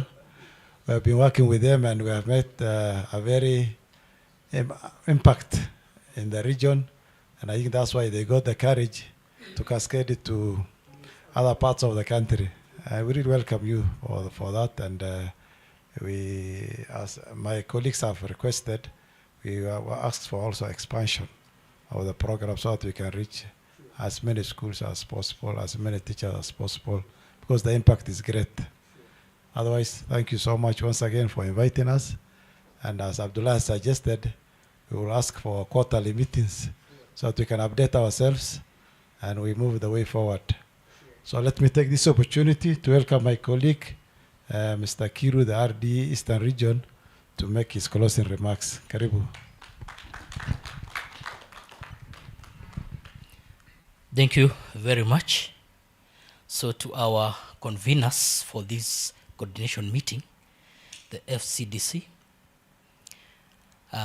to the lead educator, Bwana Peter Wairagu, Raspberry Foundation, our CECMs from various counties, our RDs, our CDs, our Ministry of Education officials, including also our media team. Good afternoon. So I stand here on behalf of our Director General with a lot of appreciation for this very fruitful coordination meeting. And I wish firstly to appreciate the conveners for a job well done, well coordinated, and well organized meeting. When the first time when I was asked for a list of schools to benefit or to be targeted in Isiolo and Marsabit, I did not know that it was this big and it was this good. So I'm personally very, very excited with what we have seen. We all realize that in the 21st century, to be left one step behind in ICT is to be left behind forever. So this initiative is really very important. The project is very, very timely, and we prayed that we continue to open up the space for more children or more students to benefit, more schools. We have greater access and opportunity for those children so that they can also compete at the global arena. Personally, when I was growing up, I happened to go to a school, the secondary schools, that is RA8s, and then I was in a school which had volunteer teachers from the Western countries. So I realized that their books, when we were running, let's say, some mathematical concepts, a quadratic equation there, their books on the other side, there was a programming language for them to go to the computer. Then I said, I think we are being left behind. Then I started asking questions. That's the time our teacher, then he was called Mr. Smith, told us of things called computers. So you can see the relevance of this digital literacy in this age. our children, particularly now in these counties where we are, and I happen to also to have worked in quite a number of these regions, including West Pokot, we know the vulnerabilities that we have in terms of the geography and the climate. So this is very much welcome. However, we are really asking for scaling up and strengthening of this program because it is very, very useful so that it leads to as many of our children as possible. During this meeting, we were well coordinated in terms of the policy and even the emerging issues. We were all glued to the screen there when we were being taken through the current the emerging issues in artificial intelligence. Even practically we were taken through and we were mesmerized. You can imagine how exciting the same is to the learners in our classrooms. They are very curious too to learn those new age things. During this meeting, our conveners were able to explain to us using evidence the impact the projects is having in our counties. And during the plenary, all of us also contributed in terms of the successes, the achievements, and even the challenges. But above all, with a lot of evidence, it was very much indicative that we are making good progress. And if we have been able to be successful in that sample, then when we go to a bigger population, we are even going to have greater impact in our schools and in our society. I think we all agree going forward, as you are being taken through, that really this one needs to be strengthened. We need to have it upscaled, and with our kind partners, this is possible. So us who are seated on this side, the recipients of the project, we are really appealing for greater collaboration and synergy between the national government, the local government, the various departments and partners. Because when we operate, you can see we can achieve a lot more. We can achieve a lot more. And finally, we were taken through a very well organized action plan. That means that from here we have work to do. We have got, miles to cover for the sake of our children.